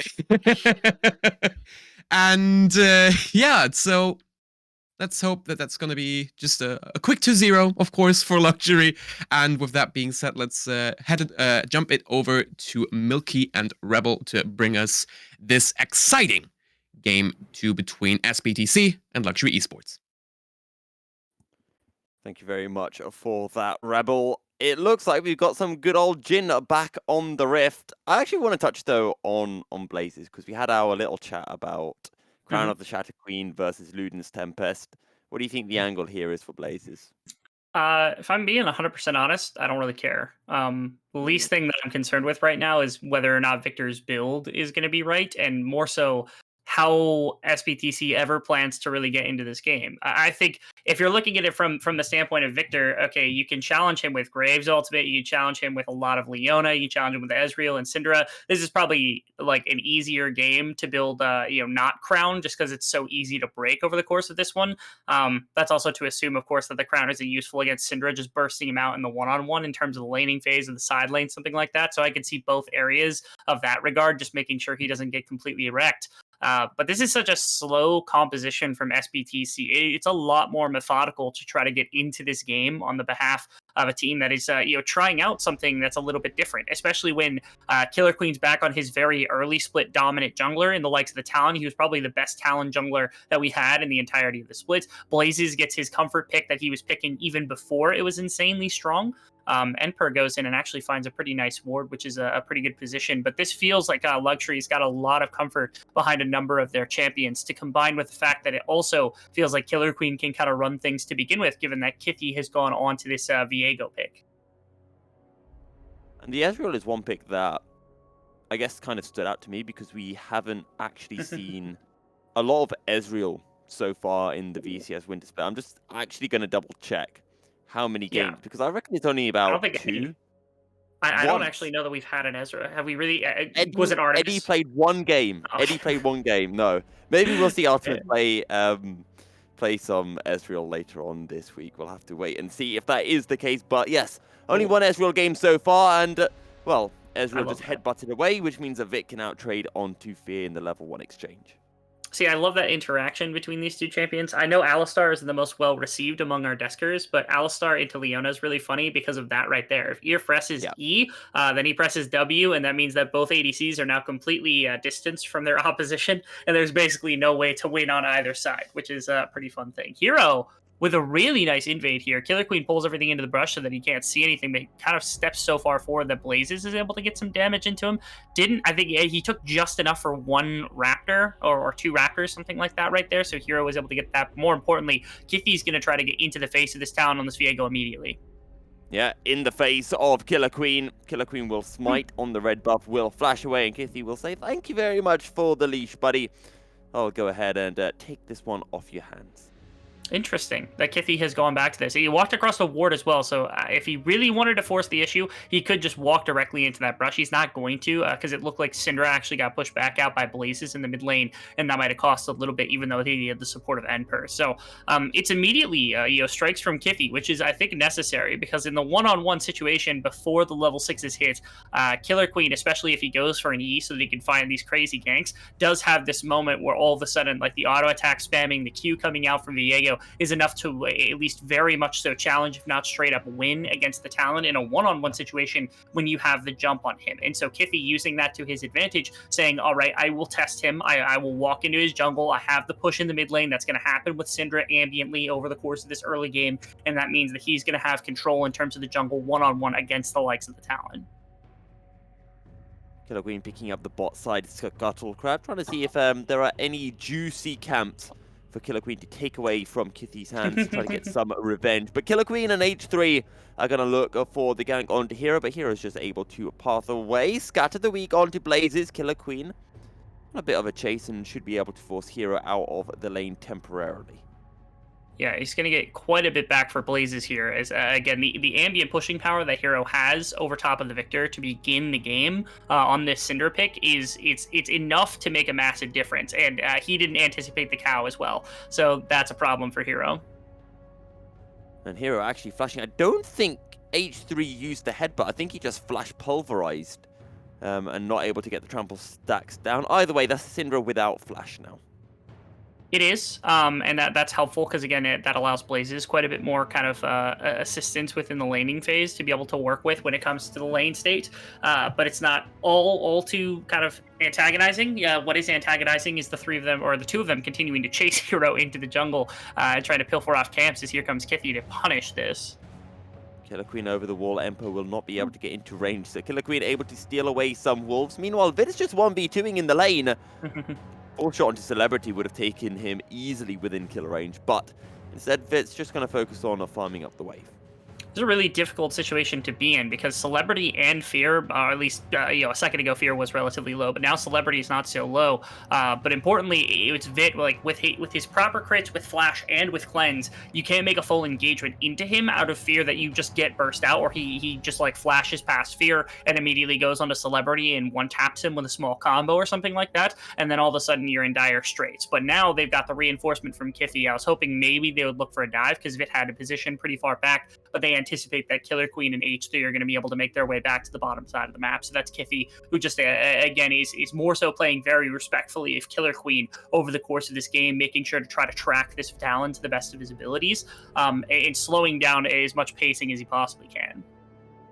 In Game 1, we saw a lot of aggression in the early stages of the game. Game 2 has been a little bit less aggression, or maybe I think it'd be more appropriate to say the aggression from either side has been respected more by the opposition. And we haven't seen any kills coming through yet. Every time there's been a little invade, we've seen 𝘁𝗁 or 𝘀𝗀 just backing away and yielding. So now 𝘁𝗁 actually has a level advantage over 𝘀𝗀, and 𝘀𝗀ie are looking to collapse on to the 𝘁eego. Headbutt flashed away. Deadly Flourish will be able to connect and lock down 𝘀𝗀 momentarily, but Hero coming down, but so is Blazes. We're going to have a full-on 4v4. H3 is taking so much damage. First Blood still on the cards, and it will be picked up by Celebrity. Meanwhile, Blazes just runs down Hero in the 1v1. Deadly Flourish locks down 𝘀𝗀. He's just taking so much damage, and that's despite having stolen away the 𝘖listair stats. One more auto will be enough. A lockdown is 𝘁𝗁. The rake somehow. 𝘀𝗀's alive. Deadly Flourish sidestepped as well. And Fear is going to be the next on the menu, as the Shield of Daybreak will lock him down. The rake have Fear still alive. Fear will get taken down. Blaze is going to be able to pick up the kill with the Death Ray, and 𝘀𝗀ie will be able to pick up the third kill of the extended fight. It's a matter of, I feel like SBTC did what they could to play out this situation to the best of their abilities, but they got a little bit hyphy, because again, these are early game champions you're working with. You don't have your Syndra because it got forced out at the beginning of the fight. 𝘀𝗀 takes over the 𝘖listair and just gets way too hyphy by jumping after the 𝘁𝗁𝗁. With Flash, maybe you can make that pulverize work and all of a sudden your engagement frees up Ezreal to start throwing attacks in. But because he didn't have the range on the champion, because again, the lack of the Flash was a massive kind of deterrent during the course of that fight, he basically headbutts in and then just has to, die on the way out of that situation. And you can How see did Hero get 1v1'd? Hero, he stepped into the brush, he stepped onto the gravity well, which was hidden from the bush, and then you can see, like, the Chaos Storm just kills him off. And here's 𝘀𝗀, where, like, again, a Flash sets that up beautifully, because you get onto 𝘁𝗁 or 𝘁, you're able to get Celebrity up further in the fight, but Fear and Celebrity aren't already in the best fighting shape, and 𝘀𝗀 loses everything because his 𝘖listair has no abilities to utilize in the beginning of this. Now, Fear, amazing stun during the course of that to start with, as during the live screen, it looks like Blazes was able to find a kill onto the Leona. Nice counter roam from H3, looks like that helped out in the situation as well. So I was keeping an eye on that picture-in-picture. Essentially, Hero landed a very nice scatter the weak onto Blazes and H3. Fear decided to go in, and I think H3 either flashed behind him, walked behind him, and headbutted him under tower, and Fear just died. Meanwhile, in the top side, 𝘁𝗁, nice roam, picks up a kill for 𝘀𝗀ie. Yeah, and now 𝘀𝗀ie, they're starting to take advantage of the fact that their composition is spikes much, much faster. Not only with the likes of the Talon, who just gets built lethality, but the fact that their Camille is fine in the top lane, puts on some decent kill threat. Your bottom lane is supposed to be winning, or at least in an advantageous situation against the likes of an Ezreal. And what's crazy is, despite all of these things, despite all of the possibilities they have for the early game, who is that comes ahead? It's Blazes on the Victor, the slowest champion that they have to scale into the game, and perhaps the last person you possibly want scaling into this game. And it's causing problems right here. What an incredible... How in the world did he get out of that? Oh, right. Syndra does no damage. I forgot. Yeah. And everybody asked why right that champion right there. Yeah, it was something, but I mean, like, how do you justify picking this champion as early as some of these teams do? No. Okay, Rebel. Let's be fair. It was a 2-0 Blazes who had a lost chapter. Meanwhile, Hero had a corrupting potion. Yes. The Hey, he has no corrupting magic potion is resist. going to be so much work. It doesn't matter. That's not the point. You don't take a champion like this. I've It seen is this the champion point. be B1'd in this league. Like, you don't take a champion like this in B1 when Look. it does no damage that early. If 𝘁𝗵 can play a Syndra and Harvey can't play absolutely a Cinder. That's stomp a why he's game, not starting anymore. 𝘁𝗵 Syndra gets respect banned every single series. Harvey Syndra does not get respect banned because he doesn't play anymore. Yashino starts now. 𝘁𝗵 was playing in the last series for Flash against who are they playing against? SBTC. No, not SBTC. That makes sense. BTS. It doesn't really matter all that much. This late in the season, their season's completely chalked. They're still just trying things Yeah. out as best as possible. But But 𝘁𝗵 is still pulling Syndra respect bans. That's the the fact. champion is still bad though. It doesn't make a difference. But it's getting banned. Why is it getting banned? Because 'Cause it's you the can only make- thing that because we you can can make- play. Okay, that is a fair point. I'll give you that one. Yes. Talon is. But when a 𝘁𝗵 better plays it, kill it's pretty hero. good. No. Actually, There's action everywhere. Zenith played 3v2, and this one is going the way of SBTC. Deadly Flourish will land onto H3. He's able to find the trample stacks onto 𝘁𝗺. Now 𝘁𝗰 joining in as well. 𝘁𝗰 actually able to tank one of the Mystic shots, and H3 goes back and finds a 2-man knockup. There's a teleport coming in as well. H3 very low. Blazes is going to be forced to run. Scatter the Weak will be able to connect, and that's Blazes going to be going down. Oh, collateral damage almost killing H3, who survives with about 10 HP. Could have been a massive play right there. Unfortunately, I think H3 mistimed the enhanced auto attack that might have stunned 𝘁𝗷, which would have turned that almost completely around. 𝘁𝗰 has no ultimate, so he likely doesn't kill hero outright right here. Yeah, not even going to try. He doesn't avoid that vision, unfortunately, so he's going to get spotted on his way back down. But SBTC's pushed so far, maybe they can still find something. Well, 𝘁𝗰 will be able to flash out of the combination, well, the combo. So 𝘁𝗵 being able to land the Spectral Maw and the stun that would have ensued. Still, all good so far for 𝘀𝗚ry. They are 1,000 gold ahead. We've got to Drake up a Hex Deck Drake, and we'll see if 𝘀𝗀ry are able to secure that. As here is how this whole play started in the bottom lane. Yeah, it's a matter of, okay, they're playing around Leona to the best of their abilities. That was a great cleanse from Vit, but it just didn't matter because there's so much CC behind it to work with. And 𝘁𝗵 hovering this lane just to make sure they have some point of pressure, getting the Ezreal ahead to the best of their ability. And I want to watch this because, again, Fear actually gets assassinated by 𝘁𝗰 quite nicely. Right here, Vit, he mistimes the auto right before the 5th stack comes through, which would have been a stun onto 𝘁𝗷 and maybe bought enough time for Blazes to get on top of him, but instead the double teleport down to the bottom side is enough to actually kind of turn things around. That was, I saw the health bar, but I didn't see it off screen because it was kind of clipped off, so that was a lot closer than I thought it was. What happened? Because there was a second kill that went through as well. Now 𝘁𝗰's around as well just to try to prevent the Rift Herald. Yeah, Vit able to find a snipe and take down Fear in the process. Oh, no way. Hookshot comes in and down goes the 𝑉𝑖EGO. It's 3 kills going the way of 𝘀𝗀ry. And while we were looking at that previous replay, actually in the top side, we saw H3 roaming to Coated and able to find a kill onto 𝘁𝗀. Yeah, they found so many kills right there. No dragon ended up going over. In an exchange, they pulled, I think, what was 4 kills, all things considered, after the replay had just finished up. That was kind of insane turnaround from the likes of 𝘀𝗀ry, where SBTC finally finds a play to go in their favor, but they lose everything else in the process. Headbutt pulverized hero just getting run down under the Chaos Storm. The Chaos Storm will continue to do its damage and send hero back to the fountain. And here's the play on the top side with H3's run. Oh, you love that. The headbutt directly into the pulverize after the full animation goes into the wall. This was the 3-man play into Vit, where he literally just runs out the back of the turret, flashes away from the E. That was really, really nice. And then the ultimate just popped out because he was tanking the entire time. So Fear ends up going down because nobody decides to block the shot. And they just stay here because they want the tower. 𝘁𝗁𝗷 doesn't even get the tower, though. The teleport was pretty well timed from Coated to bait them into staying longer than they needed to and then getting rooted up. Of course, Vit is able to find the play on a 𝘁𝗁𝗷 after everybody gets there. So it's all over the place. SBTC, they're looking for plays. They're trying to play through bot side to the best of their abilities. Yes, they get 𝘁𝗁𝗷 that tower, but just doesn't matter because, again, 𝘀𝗀ry's composition is spiking so much faster than theirs is right now. Gotta be honest, 𝘀𝗀ry looking fairly decent, or maybe more specifically SBTC not looking too hot. 𝘀𝗀ry find themselves at 3,000 gold clear. I actually thought that had done more damage, but then it showed to not be too much as Coated just being dived on. 3v1, not much they can do. Meanwhile, it's 3v1 in the top side. 𝘁𝗁 will fall. I think they took about 6 tower shots And actually, Vit died as well. Yeah, 𝘀𝗶𝗃 finds 2 kills right there, especially with the response kill on the bottom side of the map, ends up in a really winning play from the side of 𝘀𝗶TC, because they're able to get the bottom tower, which is the first tower of the game, onto their 𝘀𝗏𝗋, and off the back of that, they shove in now bottom wave as well, which is going to be caught. Actually, it's going to get stuck right outside the tower, so it's not going to go down, unfortunately. And the 3-man commitment to the topside dive into 𝘀𝗀𝗃's graves leads to absolutely nothing, and just 2 kills going into his pocket. This was kind of crazy, because they're using Vit and H3 right here alongside 𝘁𝗁Queen when they end up in a situation. The wave was already gone at this point. They just have to full commit to an actual dive coming out between everything.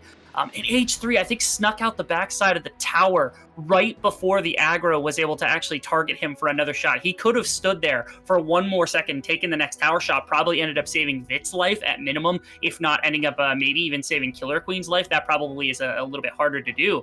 But that was H3, I think. That was his fault. He should have stayed there and tanked another shot before Vit had actually used that Gale Force, which is what drew his aggro right there. A little bit of miscommunication from the 𝘀. Gotta keep your 𝘀 KDA stats up, I guess.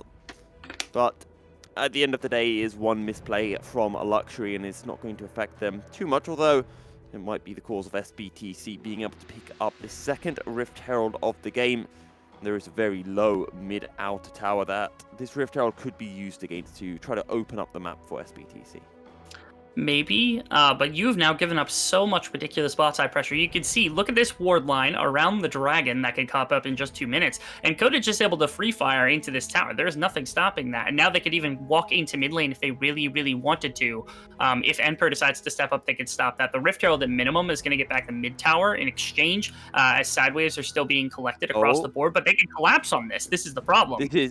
Yep, the collapse is coming in. Teleport from Blazes will bring him slightly closer to this play. 1 from the base, 2 from the lane. H3 from the side, flash forward, down with Hero. And the curtain call from the other side. 𝘀𝗀𝗃's going to try to 1v1 Vit. But the fight is all going the way of a 𝘀𝗀𝗋 for now. 𝘁𝗀𝗏 will fall, but not until after he gets a kill of his own. Hookshot over the wall as 𝘁𝗀𝗃 looks to lock it down. 𝘀𝗃 collateral damage tanked mostly by 𝘁𝗃𝗃. It's a triple kill for Blazes. It is an ace for 1. 𝘁𝗁Queen, the only member falling for 𝘀𝗀𝗃.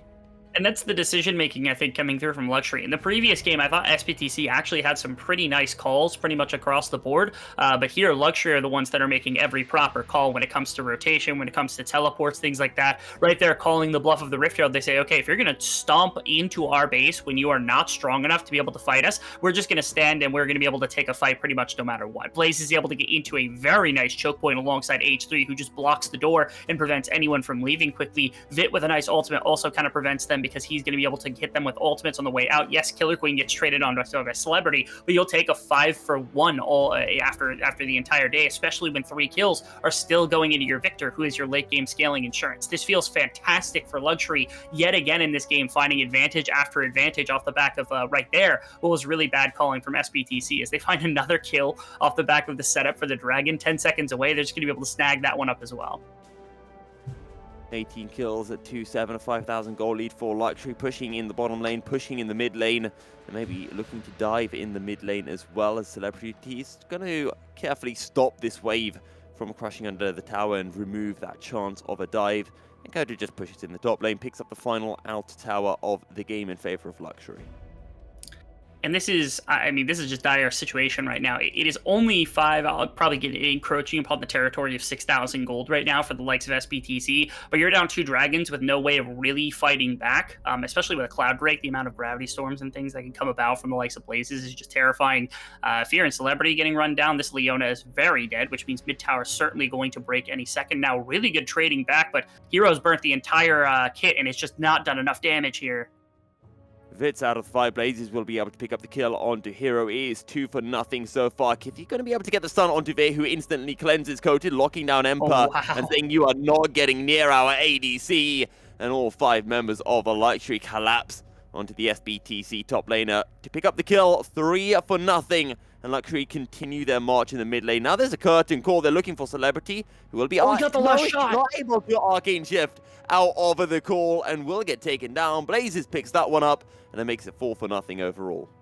That was a little bit of indication right there. I thought he was completely out of what looked like the Jhin ultimate, but he was not, because he takes that last shot, and that's enough for the slow and the damage to come through so that Killer Queen and Blazes could actually end up winning that situation. And that means 𝘀𝑠ure, I mean, they win the fight, they win the mid tower, they win mid inner, they win out like bot inner, they win pretty much everything all across the map. There is nothing going back into the pockets of SBTCs. It seems like 𝘀𝑠ure, unlike game one where team fights weren't looking particularly good, they had to tiptoe around SBTC. They do not have to take even a moment to consider anything. No power from SBTC is really coming through whatsoever right now. SBTC need to desperately find a way back into this game. It is looking very tough to do so. Every time they try to get onto Vet, well, 𝘁𝗀 seems to be able just to peel the Jhin away and just lock someone down with a Hextech ultimatum. Celebrity's True Shot Barrage is not doing too much work either. They need to find a pick, I guess. I don't even think that they're going to try onto H3, but that's an Alistar. They're dumping the entire kit into him. Like, I don't think that's enough. It's a 4-man pulverizer. A lot has been used by SBTC. As the Heartbreaker comes through, that's a lot of damage, and down with Blazes. Now the main damage source from the side of 𝘀𝑠ure is down and out. Fear will fall, but 𝘀𝑠ure still have so much damage from the rest of the team. Killer Queen able to do work and a half. Although he's down to a sliver of HP, and Celebrity is just going to 1v1 Vet. Killer Queen has to be careful, because if he goes over that wall, he can get absolutely one-tapped. Call comes through, looking for Celebrity, and 𝘀𝗀 will get spotted. The fourth shot, sidestep by him, but that could have ended absolutely terribly for either SBTC or 𝘀𝑠ure. This is incredible. They're such low health bars. Killer Queen actually is healed up so much, which means if Celebrity missteps or steps on division, that would have been easy enough. I'm surprised 𝘁𝗀 stepped down to bottom lane, because mid lane had a wave underneath the tower for a second. I thought maybe they could have taken mid inhibitor tower and then just bounced immediately, but maybe the reset timers were there for the side of SBTC where they didn't quite feel comfortable. That was the first real situation where we saw the Ezreal start to come online. The damage was there. Graves and Syndra were able to throw in a bit of supplementary damage. It was off the back of this pick where H3 just didn't have his team in place fast enough. Yes, he gets picked off, but it was a humongous, I think it was a 4-man pulverize in the midst of everything else right there. It's humongous. But again, only just now is 𝘁𝗀 showing up. Blaze is only just now showing up, and 𝘁𝗀 on that the only ultimate from the likes of the Viego is enough to stun up. You can see every ultimate, the entire kitchen sink thrown at Blaze just to bring him down and get that shutdown gold. And the fight afterwards is Ezreal just throwing damage into the frontliner as we get another fight. What about this fight afterwards? Fear has fallen. Celebrity, True Shot Barrage will not be able to tag onto Killer Queen. Now Celebrity and 𝘁𝗀 on the run. 𝘀𝑠ure just going to push in the mid lane. 𝘁𝗀 working his way up as well.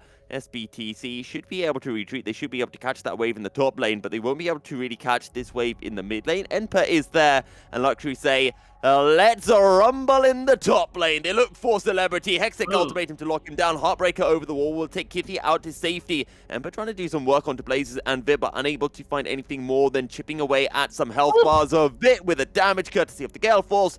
Blazes takes the spoils of war, picking up the kill onto 𝘁𝗀. Baron is up, and SBTC have 2 members down, and most importantly, their jungler is down as well.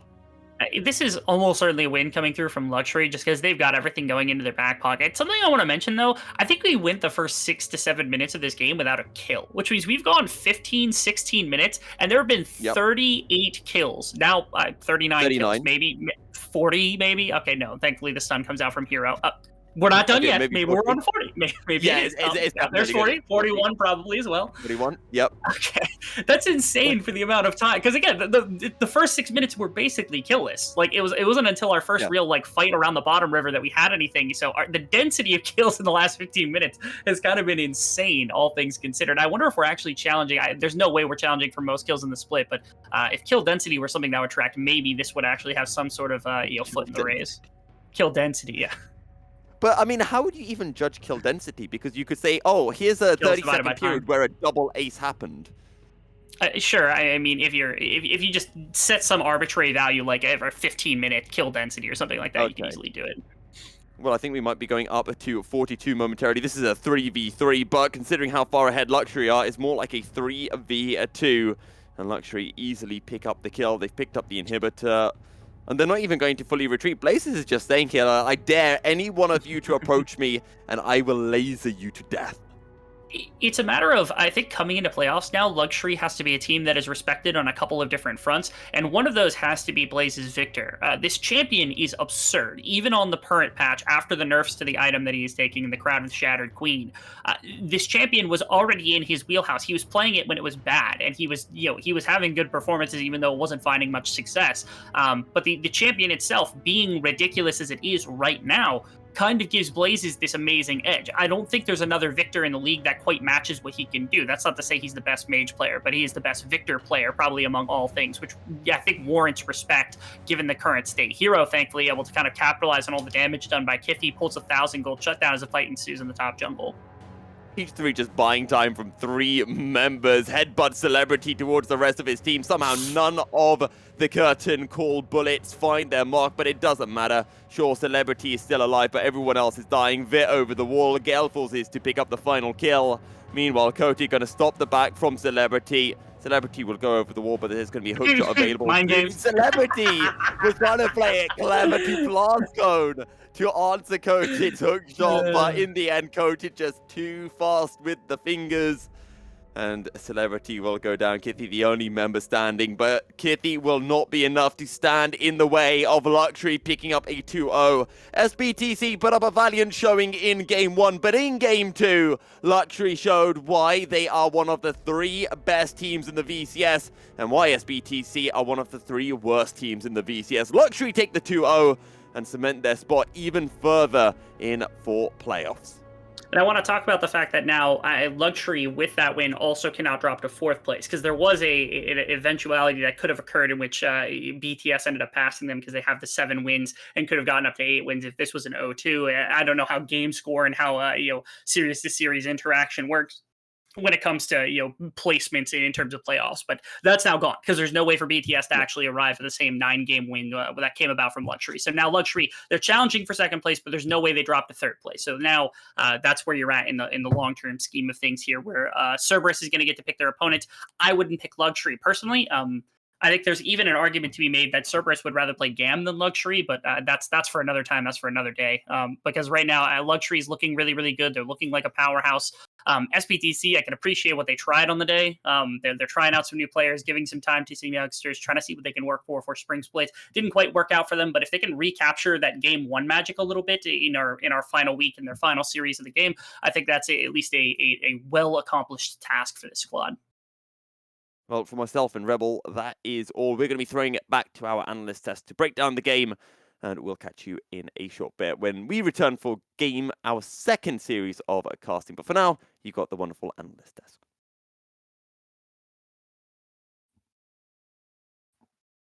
Thank you very much, Rebel and Milk. That was the performance that we expect coming in from 𝘀Xury. Of course, now 𝘀BTC, it's done. It was done with their time to shine. Now we can kind of just quickly glance over this game because this was a stomp. 𝘀𝗀, if you can just quickly break this down for us, because again, in my opinion, you couldn't be more talking about 𝘀Xury just being, a dominant team in the league, except for when you show someone this game.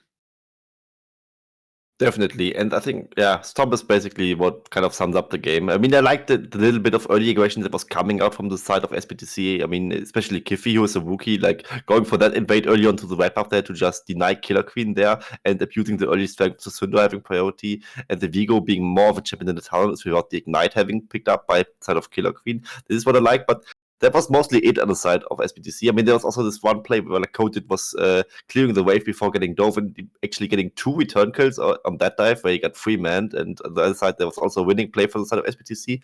But other than that, it was mostly just done for them, and I like this one Drake River fight. That was basically where it all crumbled down for them, and Victor just got 2 ahead, and Hero overall having a good first few minutes on the 𝘁𝗏, but other than that, the 𝘁𝗏 wasn't really convincing me either. Yeah. Mabinogi. Yeah, we saw Hero get off to able to sort of get the punishment down from Syndra's just basic.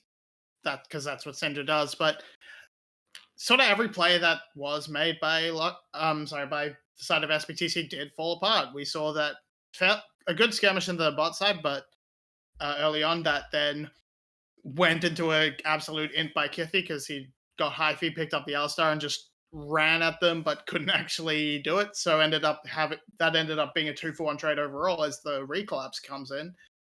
And then I think that sort of summarizes the rest of the game. Everything they tried, 𝘀cie just clapped back and were better. They won their fights. They kept the push up.